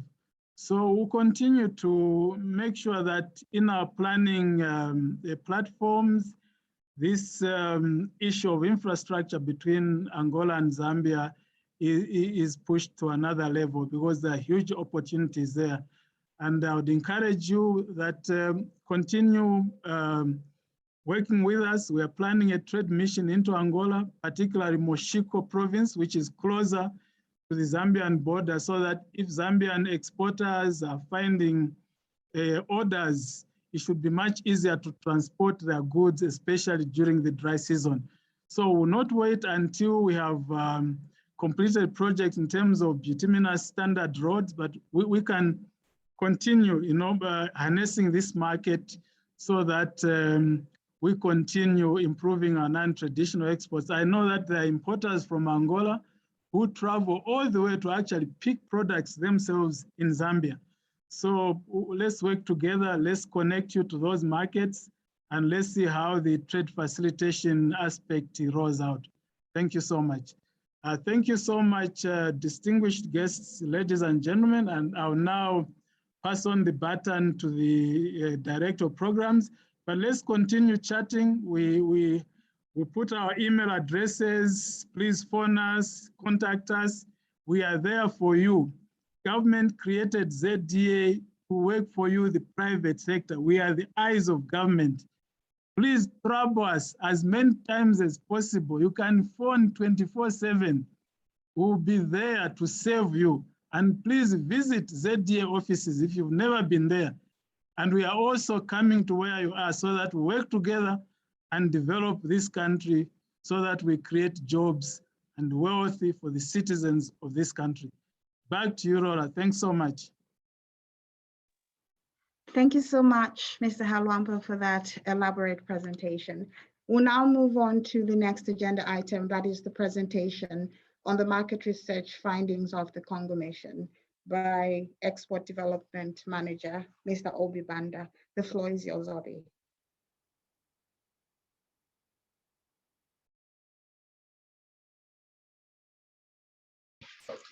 Thank you very much, Laura. We now move on to the next presentation.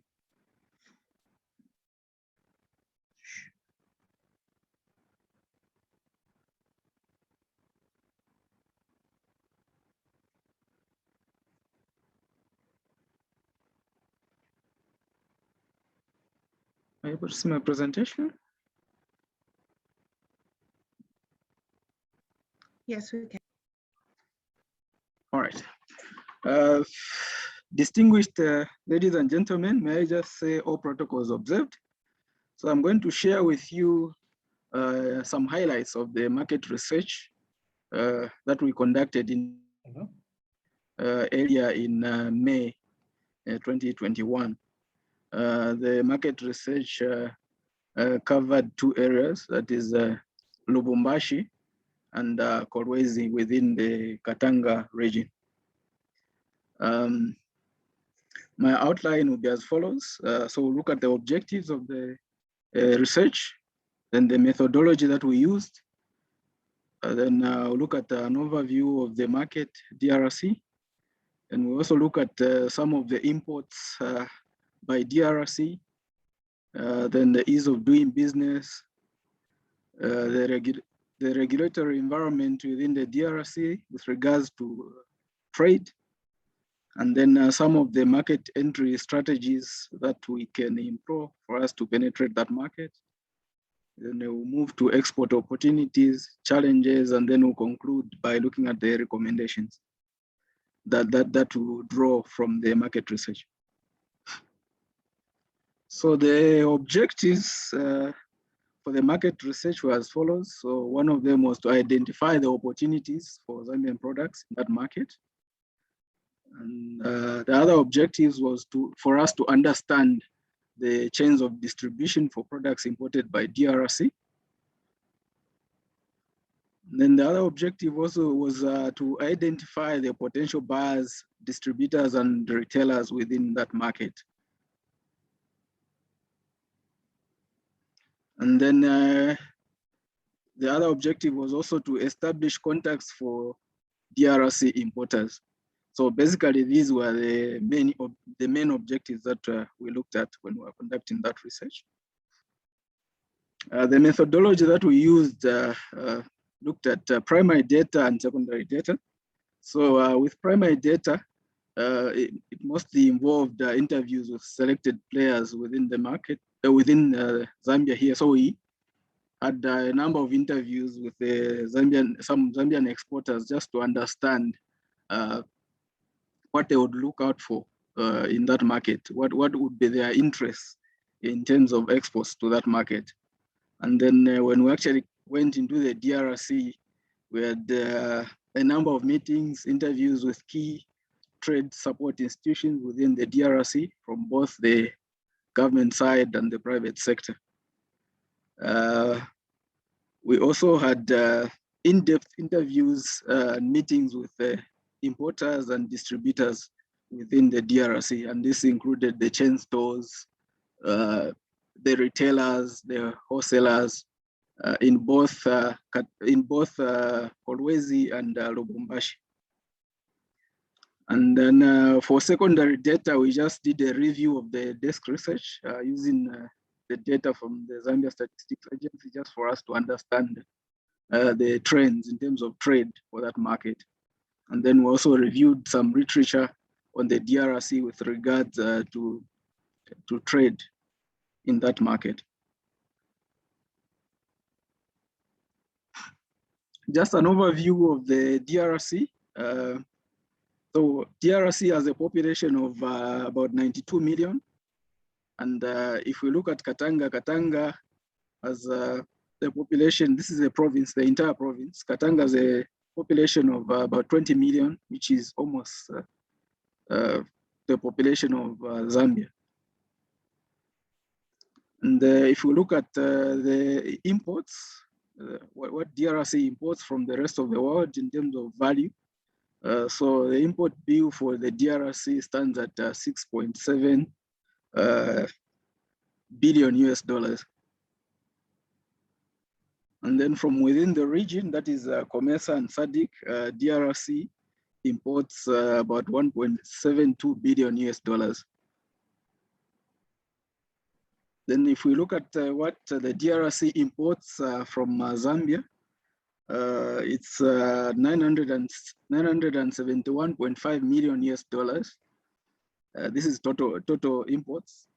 And if we look, we take away the NTEs, the non-traditional exports, that is taking away the mineral exports, you find that DRC imports from us 894 million worth of non-traditional exports. Just looking at this figure, you can tell that most of our exports to the DRC are mainly the non-traditional exports. So what are the main import products by Zambia to the DRC? So we have sulfuric acid as one of the main products that is exported to the DRC. Copper ores, cement, electricity, lime, sugar, copper wire, non-alcoholic beverages, sweet biscuits, and confectionaries. So these are just some of the top import products by DRC from Zambia.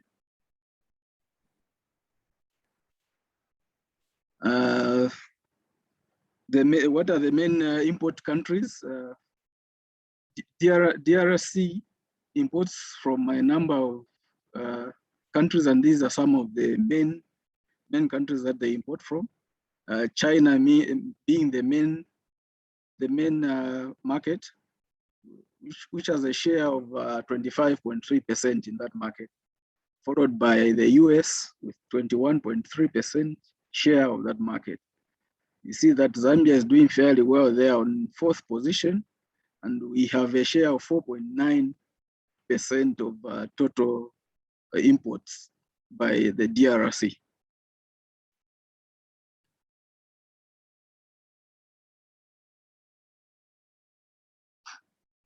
If we look at the ease of doing business, so we're just going to do a comparison between DRC, Zambia, and the Sub-Saharan Africa. And mainly we're just going to look at trading across borders.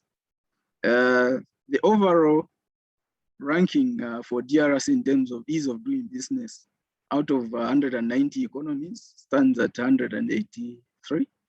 you can see that DRC in terms of ease of doing business ranks poorly compared to Zambia, which is ranked at 83 out of 190 economies. And I'm sure during the opening, during the keynote address by the PS, he made mention that Zambia is actually making strides in terms of streamlining the business processes at the border. And we can see by the figures here, even the ranking we're fairly doing well at the 83rd out of 190 economies.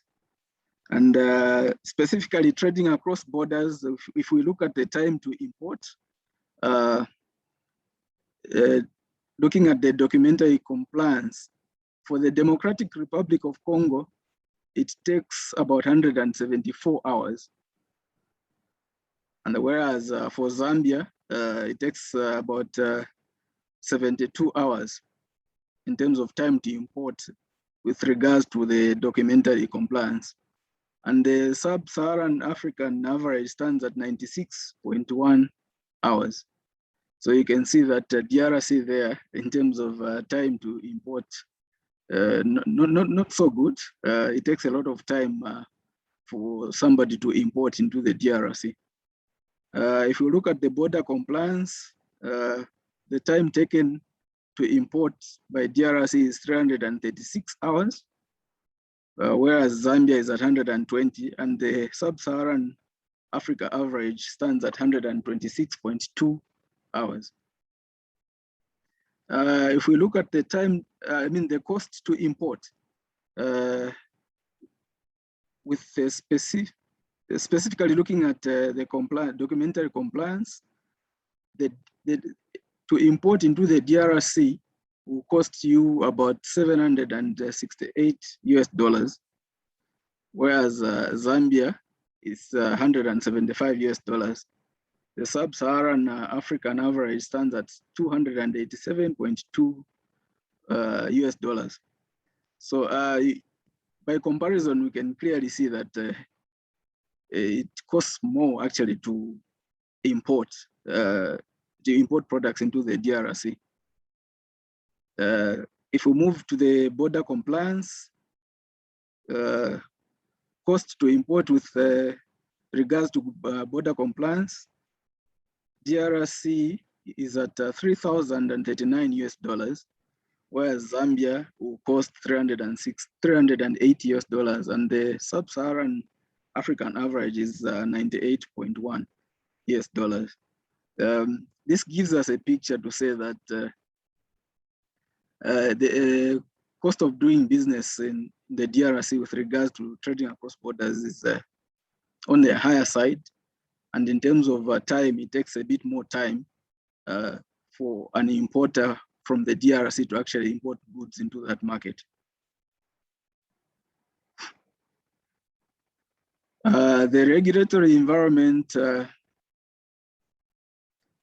as we have seen in the previous slide, DRC ranked at 183 out of the 190 economies in terms of ease of doing business. Makes that country, makes trade in that, doing business with that country a bit more difficult. And this is so because there are a number of processes characterized by high taxes, frequent penalties for business operators, and other things that the board chair actually alluded to. So you find that in the DRC, for you to take goods there, you encounter a number of barriers such as roadblocks. You find roadblocks anywhere starting from the border all the way up to the nearest town there, which is Lubumbashi. And to export goods to the DRC, all exporters that are exporting goods above $2,500 are required to undergo a pre-shipment inspection. So this is a requirement by the DRC government.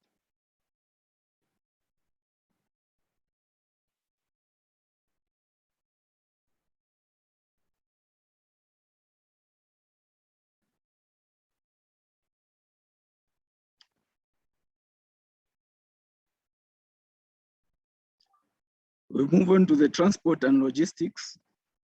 With regards to exporting to the DRC, you find that due to the time consuming and costly procedures to temporarily import a foreign vehicle because when you're transporting goods outside the country using your own vehicle, you are required to do a temporary permit for a vehicle that is carrying goods across the border. But for the DRC, there are a number of costly procedures involved for you to complete that process, and that actually makes it very difficult for exporters that want to take the goods all the way to the DRC. So imported goods they're almost entirely carried by the local transport operators within the DRC because of this difficult process that they encounter when they want to transport goods all the way to the DRC. And you find that an exporter will face challenges if they transport goods all the way to the DRC. This actually increases on the cost of doing business, and that can actually make products for you as an exporter very uncompetitive.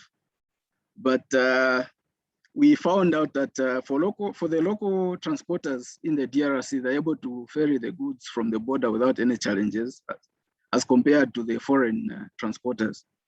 So it is actually a safer option and easier option for exporters to export using the local transporters right there, starting from the border up to the DRC.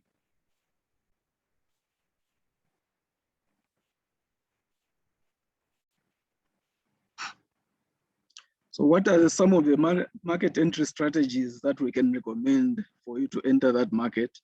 So we can say that effective market entry strategy in the DRC is mostly through the local distributors.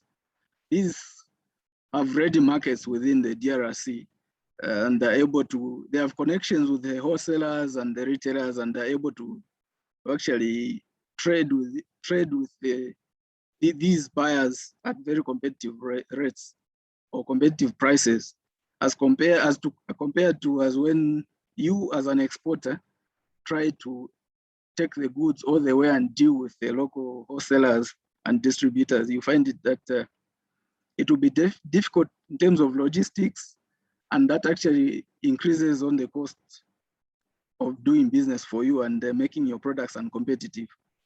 But for the locals, they actually find a way. They have their own retailers connected to the wholesalers, and they're able to carry the goods from the border all the way up to Kasumbalesa and then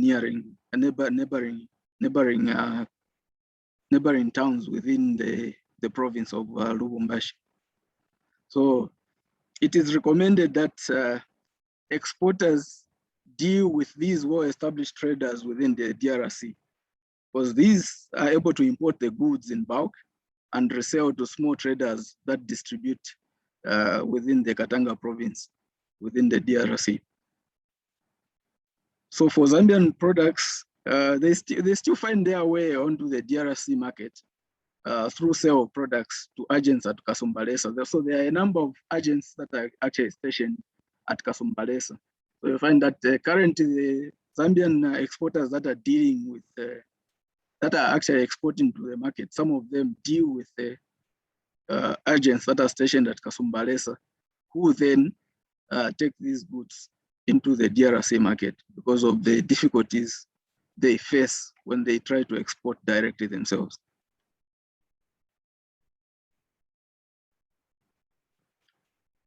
And trying to understand the chains of distribution, that market basically has 3 chains of distribution. So an exporter can actually export directly to the distributor. So you take the goods directly to the distributor, or you deal directly with the wholesaler. Or the third option would be you export through an aggregator. So a distributor can also sell the goods to a wholesaler after getting them from an exporter.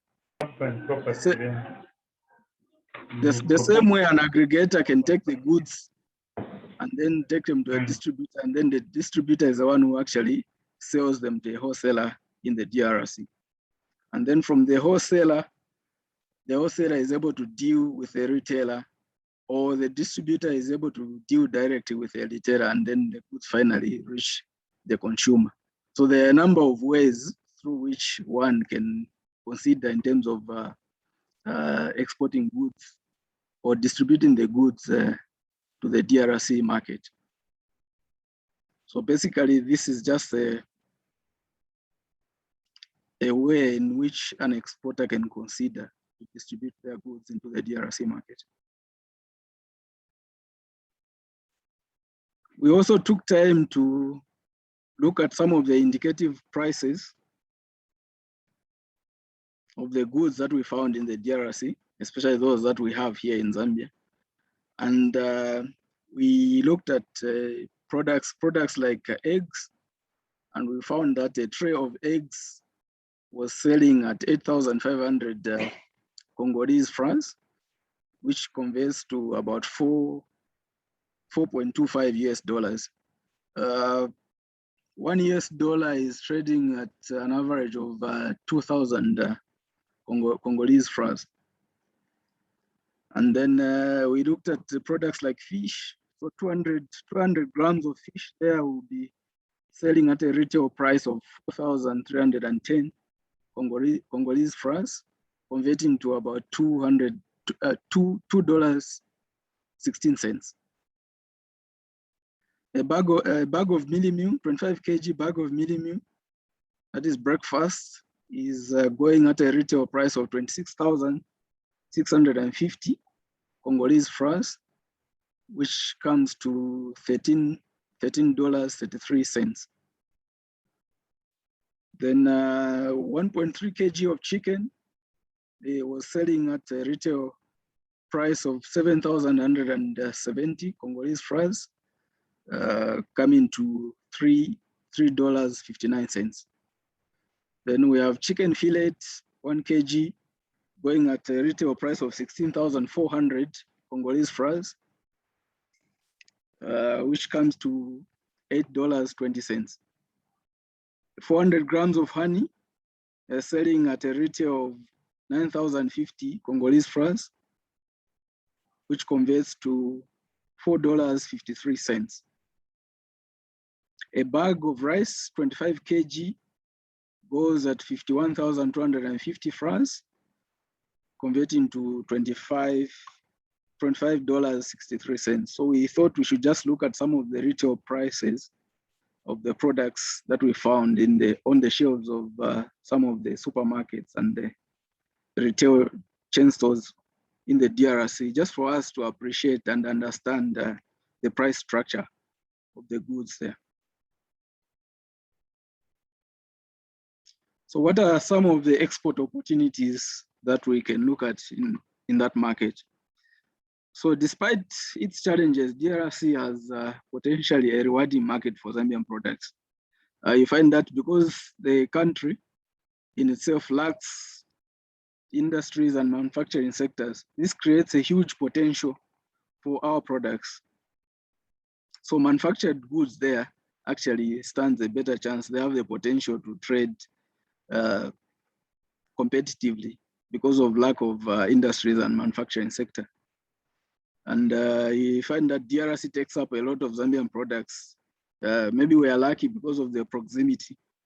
Most of the products there, especially in the Katanga region, specifically Lubumbashi and Kolwezi, even most of the products actually are Zambian products. Most of these are actually consumer goods. So other opportunities that could be there include protective clothing for the mines.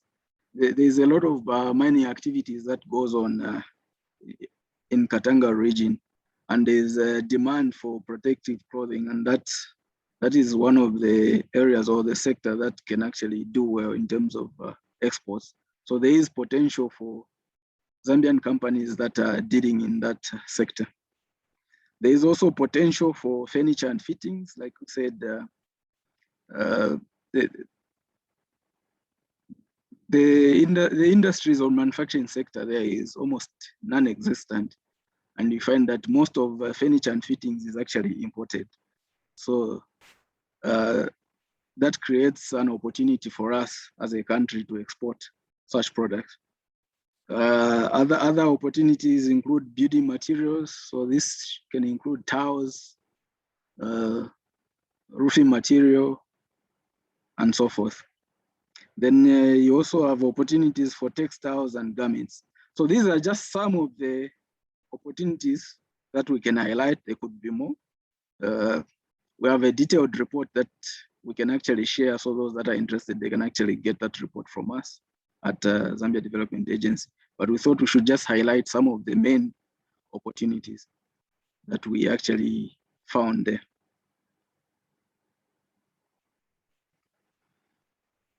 Here, we're just trying to show you some of the Zambian brands and products that are already on the shelves of the DRC chain stores or supermarkets. So we have a number of consumer goods, like I mentioned earlier. Most of the products that DRC imports from us are actually consumer goods. So you find that you have products like the boom products, the Mukit, the biscuits, Chelsea biscuits. We also found yellow fish, the tilapias, the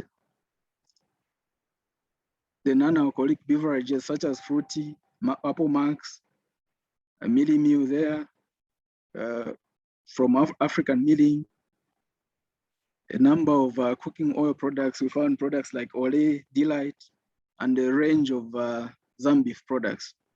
So these are some of the brands and products that are already trading very well on the DRC market, all the way, starting from Kasumbalesa, all the way up to Kolwezi, you find these products.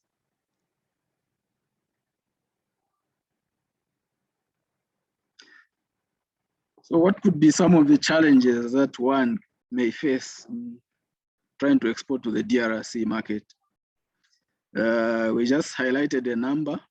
You find that there is lack of reliable payment solution for export transaction.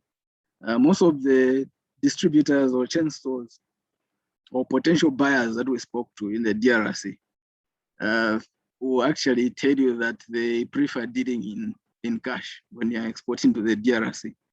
And we found that to be a huge challenge, especially when you are dealing with transactions that have higher volumes.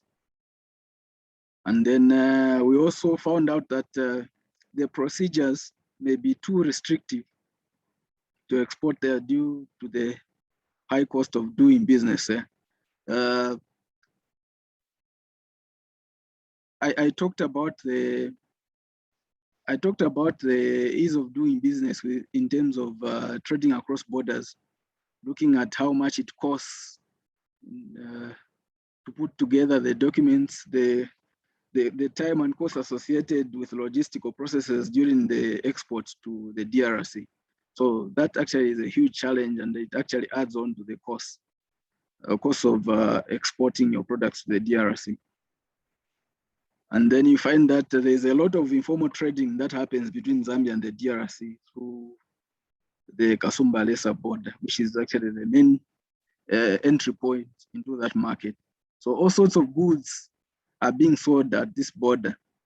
And you find that sometimes a truckload will come all the way to Kasumbalesa and then offloaded right there and then small consignments actually taken into the DRC. You find that you don't, as a country, we don't get the exact kind of figures in terms of trade, because some of them go in as informal trade, which are less than $1,000 US. And then you find that there's lack of reliable logistics and distribution channels for goods that need to be exported directly to the DRC. Because of the difficulty in terms to export to the DRC, most of the Zambian exporters actually prefer taking the goods up to the border, and then the local distributors from the DRC take up the consignments all the way to the DRC.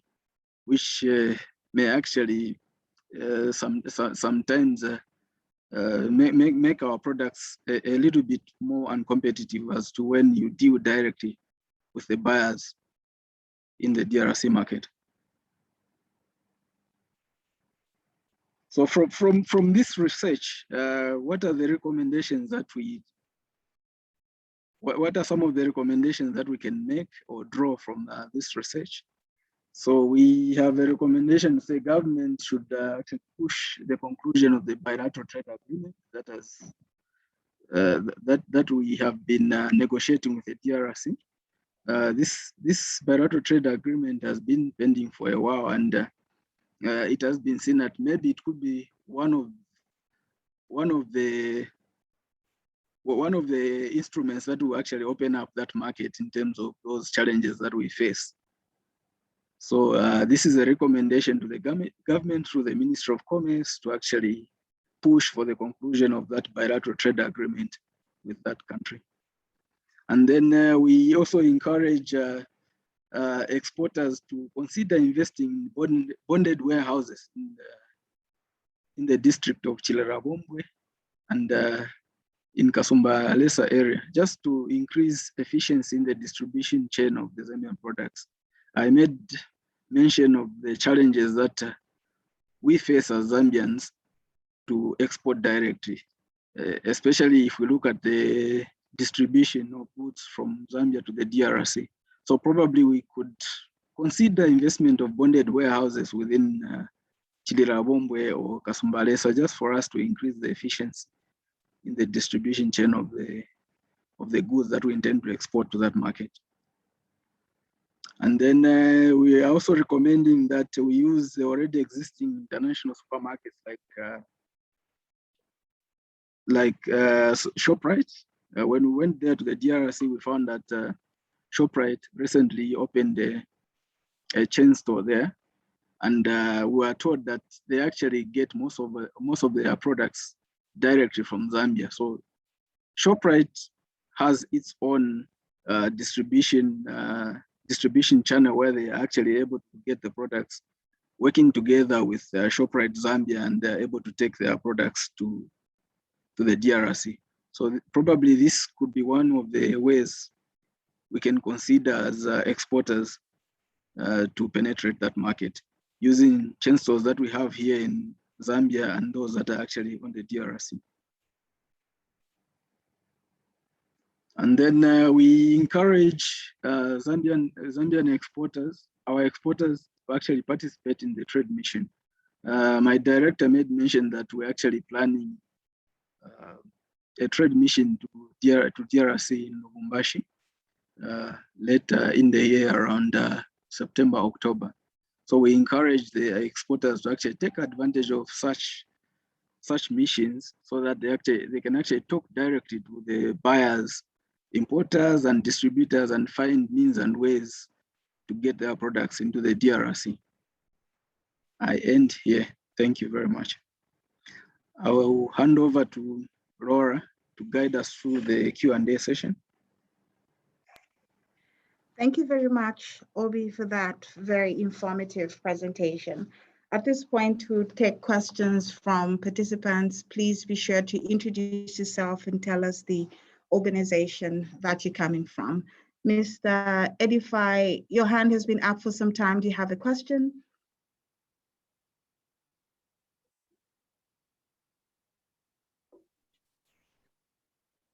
Not now. I think I should have withdrawn it. That should have been for the other session. For now, I'm comfortable. I think I'll come up later. Okay.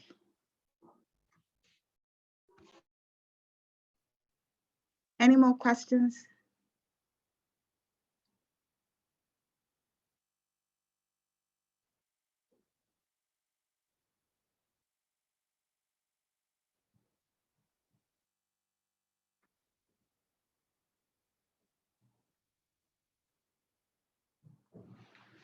Well, it seems there are no questions. That means the presentation was very clear. So we're going to move on to the next agenda item, that is the vote of thanks. At this point, I'll now call upon the president of the Zambia Chamber of Commerce, Ms. Dr. Kawesha Chawuka, to give his vote of thanks. Dr. Chawuka. So sorry, can I ask a question? My apologies. Hello, can I ask a question, Madam? Go ahead, Mr. Jani. All right, I just wanted to, on the last presentation by Mr. Banda, there was a mention around solutioning around, the payments solutions at Kasumba Lesa. We know right now that and he did allude to it, that it's more a cash-based, trade arrangement there. But obviously, most of these exporters have come back to us with feedback. And the feedback is obviously because it's cash. And they seem to have challenges in the sense that it's not from a collections point of view. I think as banks have offered that solutioning, but I think it's more from a,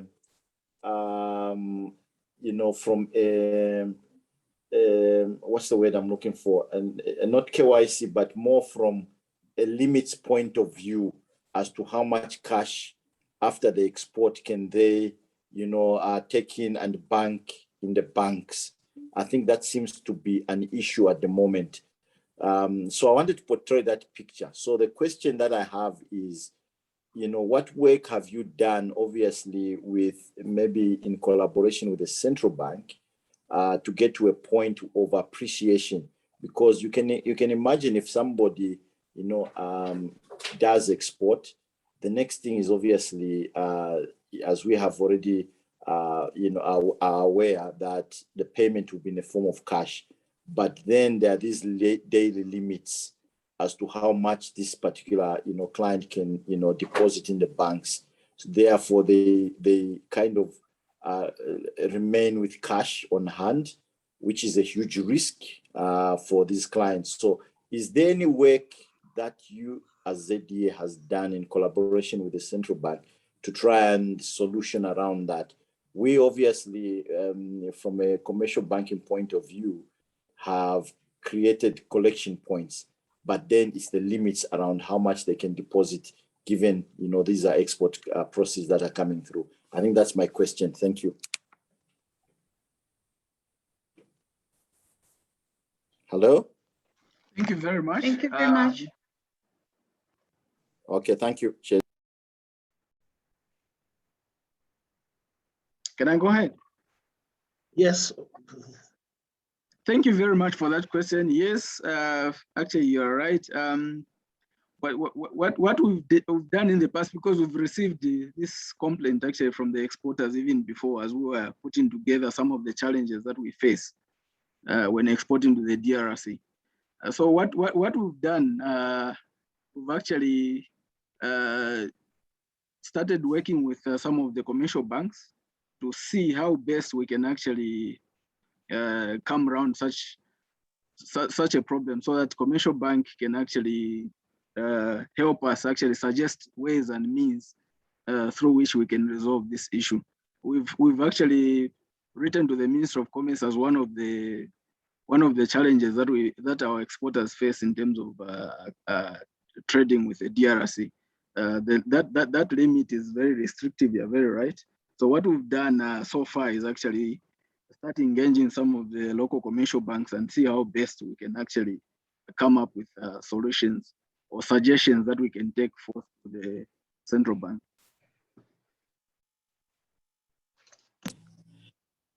Okay, although I'm not very satisfied with the response, but because I come from that environment of a commercial bank, and that's why I've asked the question, because we are getting this feedback, and the reason is because we have a number of clients exporting into that market. Right now, the biggest pain point that I'm having to deal with is the issue of limits, and hence my question.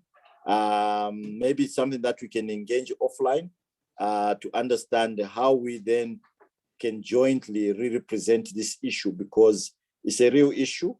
Some of those products, obviously, some of those clients you've indicated the export, the biscuits and so forth, they have challenges, clearly. So they are remaining with the residual risk of holding cash because the limits are too low.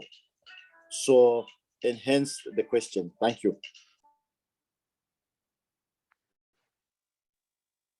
Thank you, Mr. Jani. I see a hand up from Mr. Lungu. Mr. Howard Lungu, please go ahead with the question. Thank you, Mr. Banda, for that presentation. Mine is just a quick inquiry on the main inputs. What classification did you use to come up with these, and can we associate these to some quantities? For instance, I was looking at the ZDA Ascuda report. Of course, my bias is towards agricultural products, but I know that there's a lot of meal that has been going to the DRC maize and other agro products.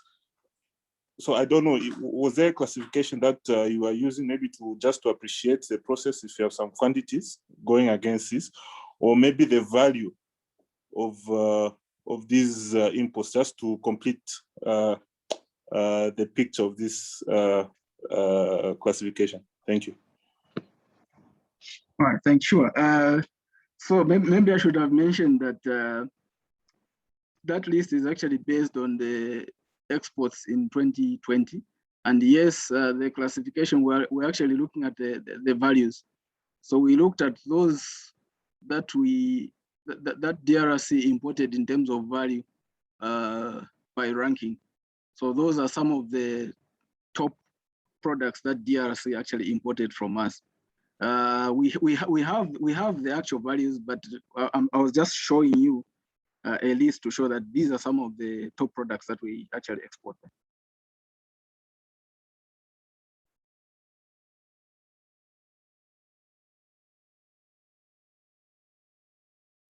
Mr. Johnny, your hand is still up. Do you have a question?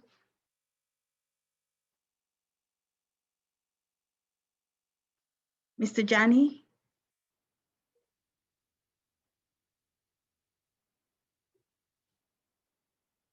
Anybody else? Sorry, it's an old hand. Oh, okay. All right. Any more questions? Well, ladies and gentlemen, that wraps up the question and answer session. I will now ask the president of the Zambia Chamber of Commerce and Industry, Dr. Kawesha Chabuka, to give his vote of thanks. The floor is yours, sir.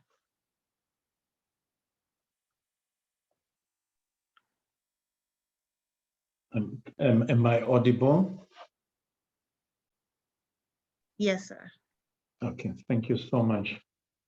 I would like to make my references to the necessary protocols to the Permanent Secretary, Ministry of Commerce, Trade and Industry, Mr. Mushuma Mlenga, the Chairman of the Zambia Development Agency and board members present, senior government officials present, the Director General, Zambia Development Agency, Mr. Mkula Makasa, members of the Enhanced Integrated Framework Steering Committee, representatives from various media houses present, private sector representatives, distinguished ladies and gentlemen.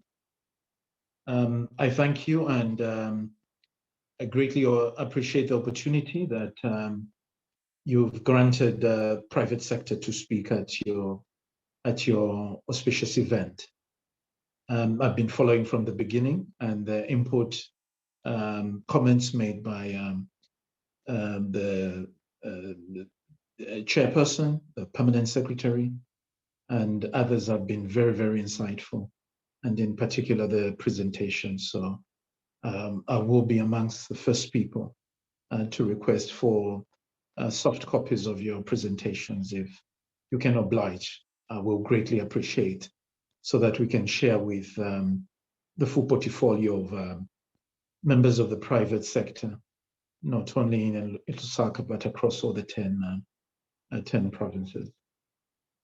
Formed on behalf of the private sector, it be small, medium, and large, I submit our appreciation once again for the invitation for our presence at this important event.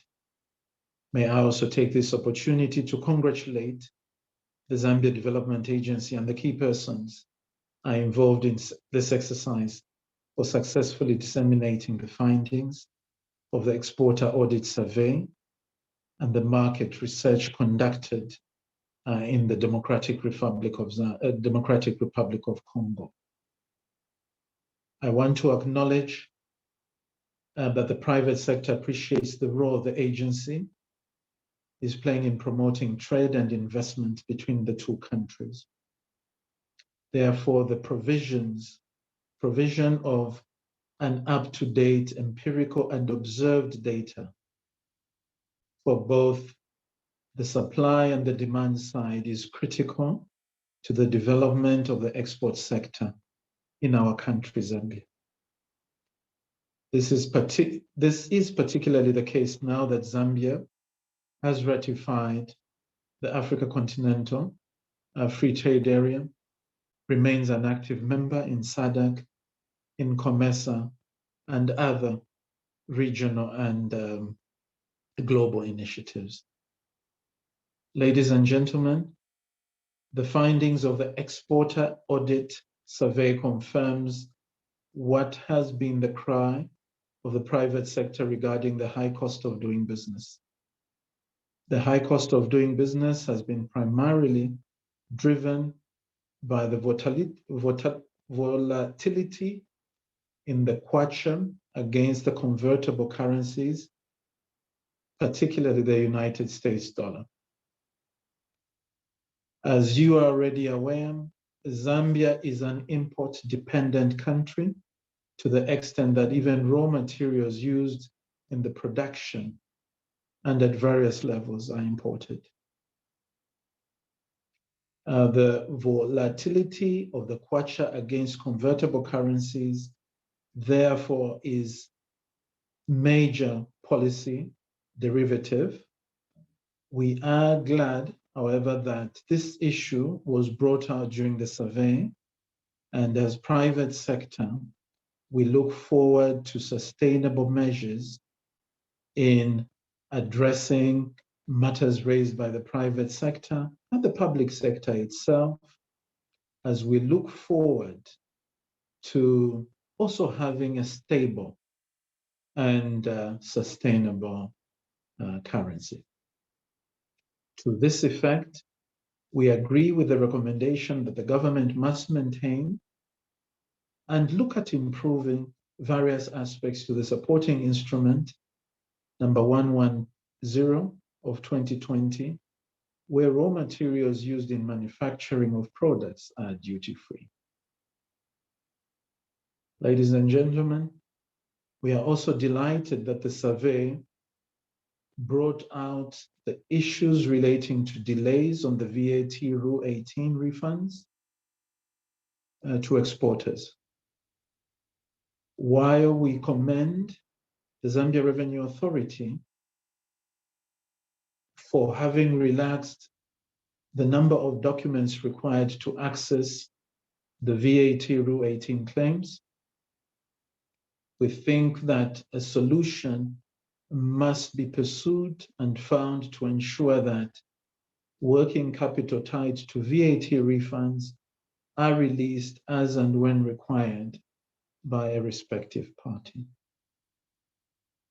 We therefore urge the Zambia Development Agency, in collaboration with ourselves in the private sector, to encourage and work with the Zambia Revenue Authority to find the middle ground between the social and economic priorities on one end and the need to refund the exporters on a timely basis.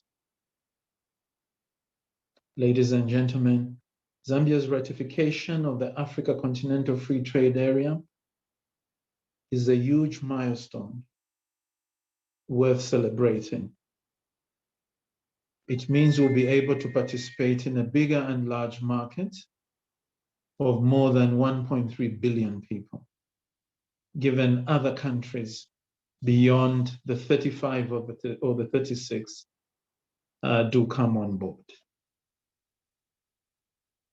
Market access to the billions of consumers and an integrated economy with United States dollars, $3.4 trillion will accelerate trade and investment for Zambia, thereby creating jobs and wealth for our country and businesses.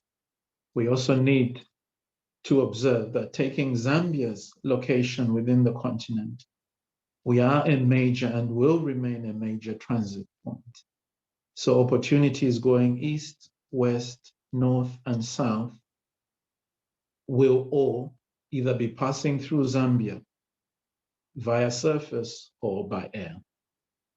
It is therefore gratifying to the private sector that the ZDA, working with the Ministry of Commerce, Trade and Industry, has commenced undertaking market research in countries tied to the Africa Continental Free Trade Area. This is unavoidable, it's a good initiative, and we congratulate you for the initiative that you are undertaking. And as such, the Democratic Republic of Congo is a key country that we should look at. I therefore urge the private sector to take advantage of the findings of the market research and use this to penetrate, consolidate, and expand the market share in the DRC for Zambia. We therefore further urge the Zambia Development Agency to work with the private sector to ensure that the Africa Continental Free Trade Area National Implementation Strategy is effectively implemented alongside the neighbors, N8. I believe these are the 8 countries that neighbor Zambia. And of course, we have other neighbors via water, Burundi and South Africa in our export plan. Distinguished ladies and gentlemen, it is clear that the Zambia Development Agency has done a commendable job in bringing the important deliverables to fruition, as attested by the many findings and recommendations made. We therefore urge the agency to work tirelessly to ensure that these recommendations are implemented by feeding into formulation of policy that will reduce the cost of doing business for the private sector. We have before us an instrument, it be short-term, the Economic Recovery Plan program, to which we can take advantage and ensure that what can be implemented now is brought through, and we ensure that the cost of doing business is reduced. To further improve and help government to actualize more export potential between the DRC and Zambia, we call upon the Ministry of Commerce, Trade and Industry and the Zambia Development Agency to embrace and take ownership, the core that the private sector has been pursuing for the improvement of surface infrastructure to and from various points of entry and exit between Zambia and the DRC. We know there's a lot of focus on Kasumbalesa. Zambia and DRC share a common border of more than 1,600 kilometers. There are multiple entry and exit points. What does that mean? That means the opportunity to increase trade between the two countries at various points. And our focus should not only be on Kasumbalesa. And with the support and the capacity that ZDA has to visualize this, we believe if we take ownership together, we'll be able to bring that picture to the 4 of the 18 million Zambians that you can cross at various points, trade, and increase business between DRC and Zambia. Trade promotion without smooth accessibility can become costly, not only due to delays, but loss of products, which are delayed in the containers, and if it's fresh products, edible products may go to waste. Other reasons are lengthy time of delivery, excessive wear and tear on the transport facilities that are being used. The poor state of the Ndola Mufurila Road, Mufurila Mokambo roads, and the Pedico roads remain a great concern to the private sector. And we will appreciate if, not only from the ministry's point of view, but from the ZDA, that this becomes a clarion call, as we can all not use Kasumbalesa. We do not expect people who are producing agricultural products in Mbala, in Samfya, in Mokushi, in Lusaka, in Livingston, to all focus on Kasumbalesa. There are other points that can be used in Mokambo, in Chembe, to access the DRC market. These are major access roads to the DRC market and are not the state is not complementing, the state of the roads is not complementing in the reduction of time one spends at the borders. It is through some of these access roads that value-added products are channeled in a specific turnaround time. As private sector, we look forward to supporting ZDA in its quest to deliver its mandate now and in the future to the greater good of benefiting Zambia through job creation and wealth creation in our country.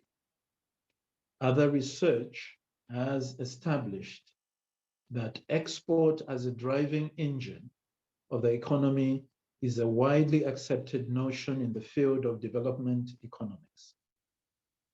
Exports influence and contribute to the growth and development of the national economy through a variety of channels.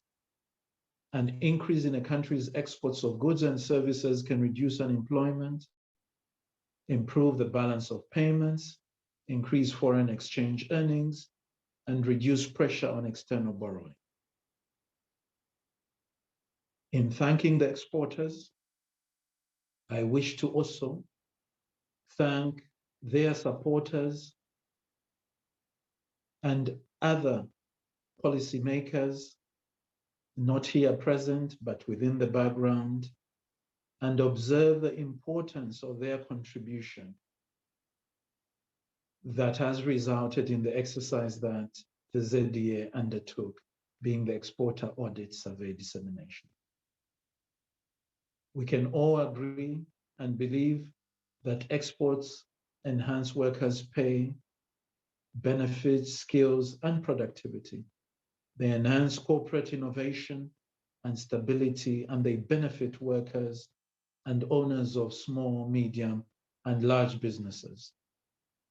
Furthermore, exports can be a source of learning and technological externalities for the home economy and allow domestic producers to learn from sophisticated markets abroad.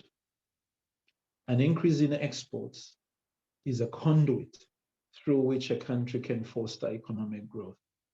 That, I think, even came out clearly in the messages from the Permanent Secretary and the message from the board of ZDA.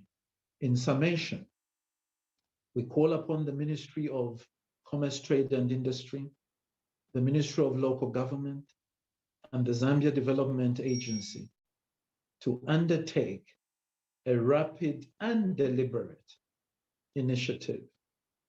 And I repeat, we call upon the Ministry of Commerce, Trade and Industry, the Ministry of Local Government and ZDA to undertake a rapid and deliberate initiative of relocating street vendors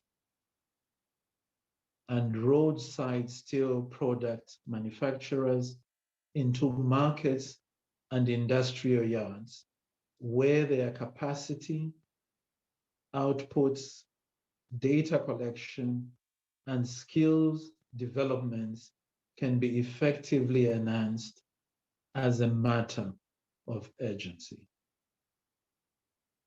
Zambia's effective contribution will only be sustained on how best we are and remain organized on the ground.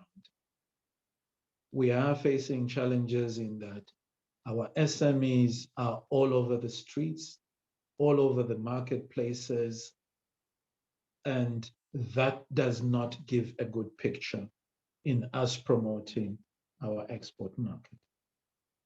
Against this background, that component of the private sector will yield to the contributions and success of a bigger picture we all desire to see and carry in our dreams.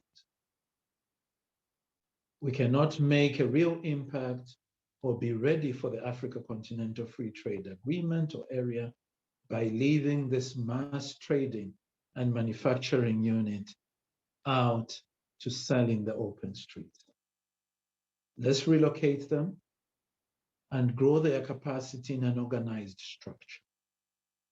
Central business districts must reflect the status of a central business district, and manufacturing and industrial yards must equally accommodate and house the appropriate contributors, as the private sector has observed. Let's continue to collaborate on co-promoting expos, trade shows and visits, business to business and business to government linkages and initiatives.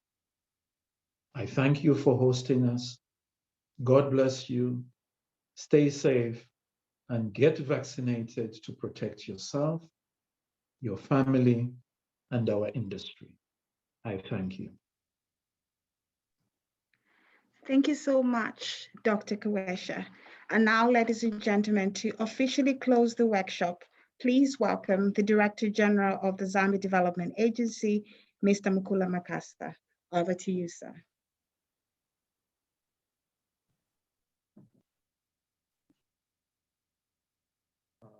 Share the speech. No, it's okay.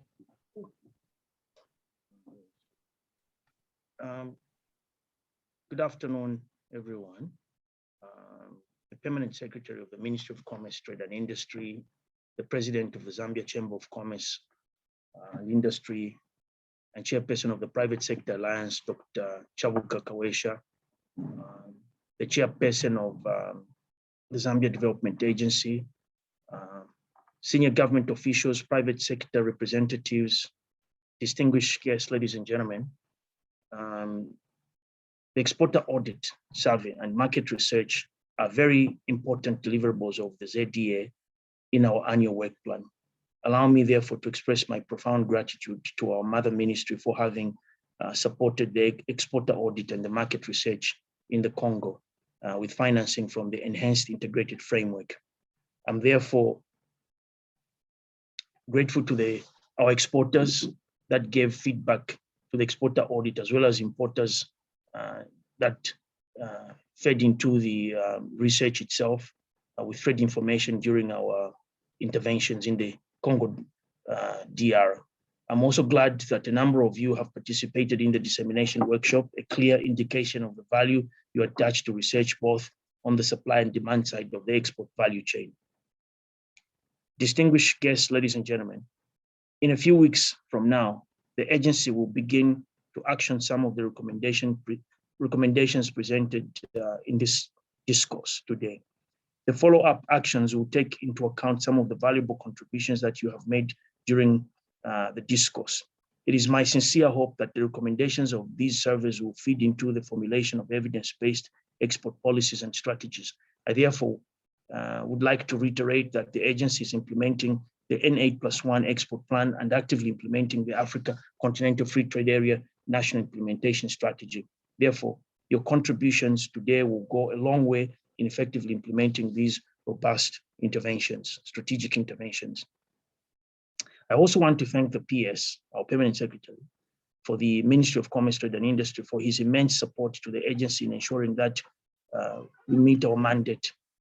In conclusion, distinguished guests, ladies and gentlemen, I urge the private sector to continue interacting with the agency so that collectively we can enhance the development of our country's non-traditional exports, which is very critical for steering the structural transformation of our economy in order to gravitate towards becoming a middle-income, prosperous, industrialized country.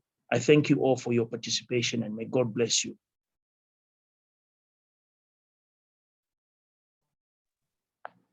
Thank you, DG. Well, ladies and gentlemen, that wraps up the program for this morning. On behalf of the Zambia Development Agency, thank you for joining us. Bye-bye and good.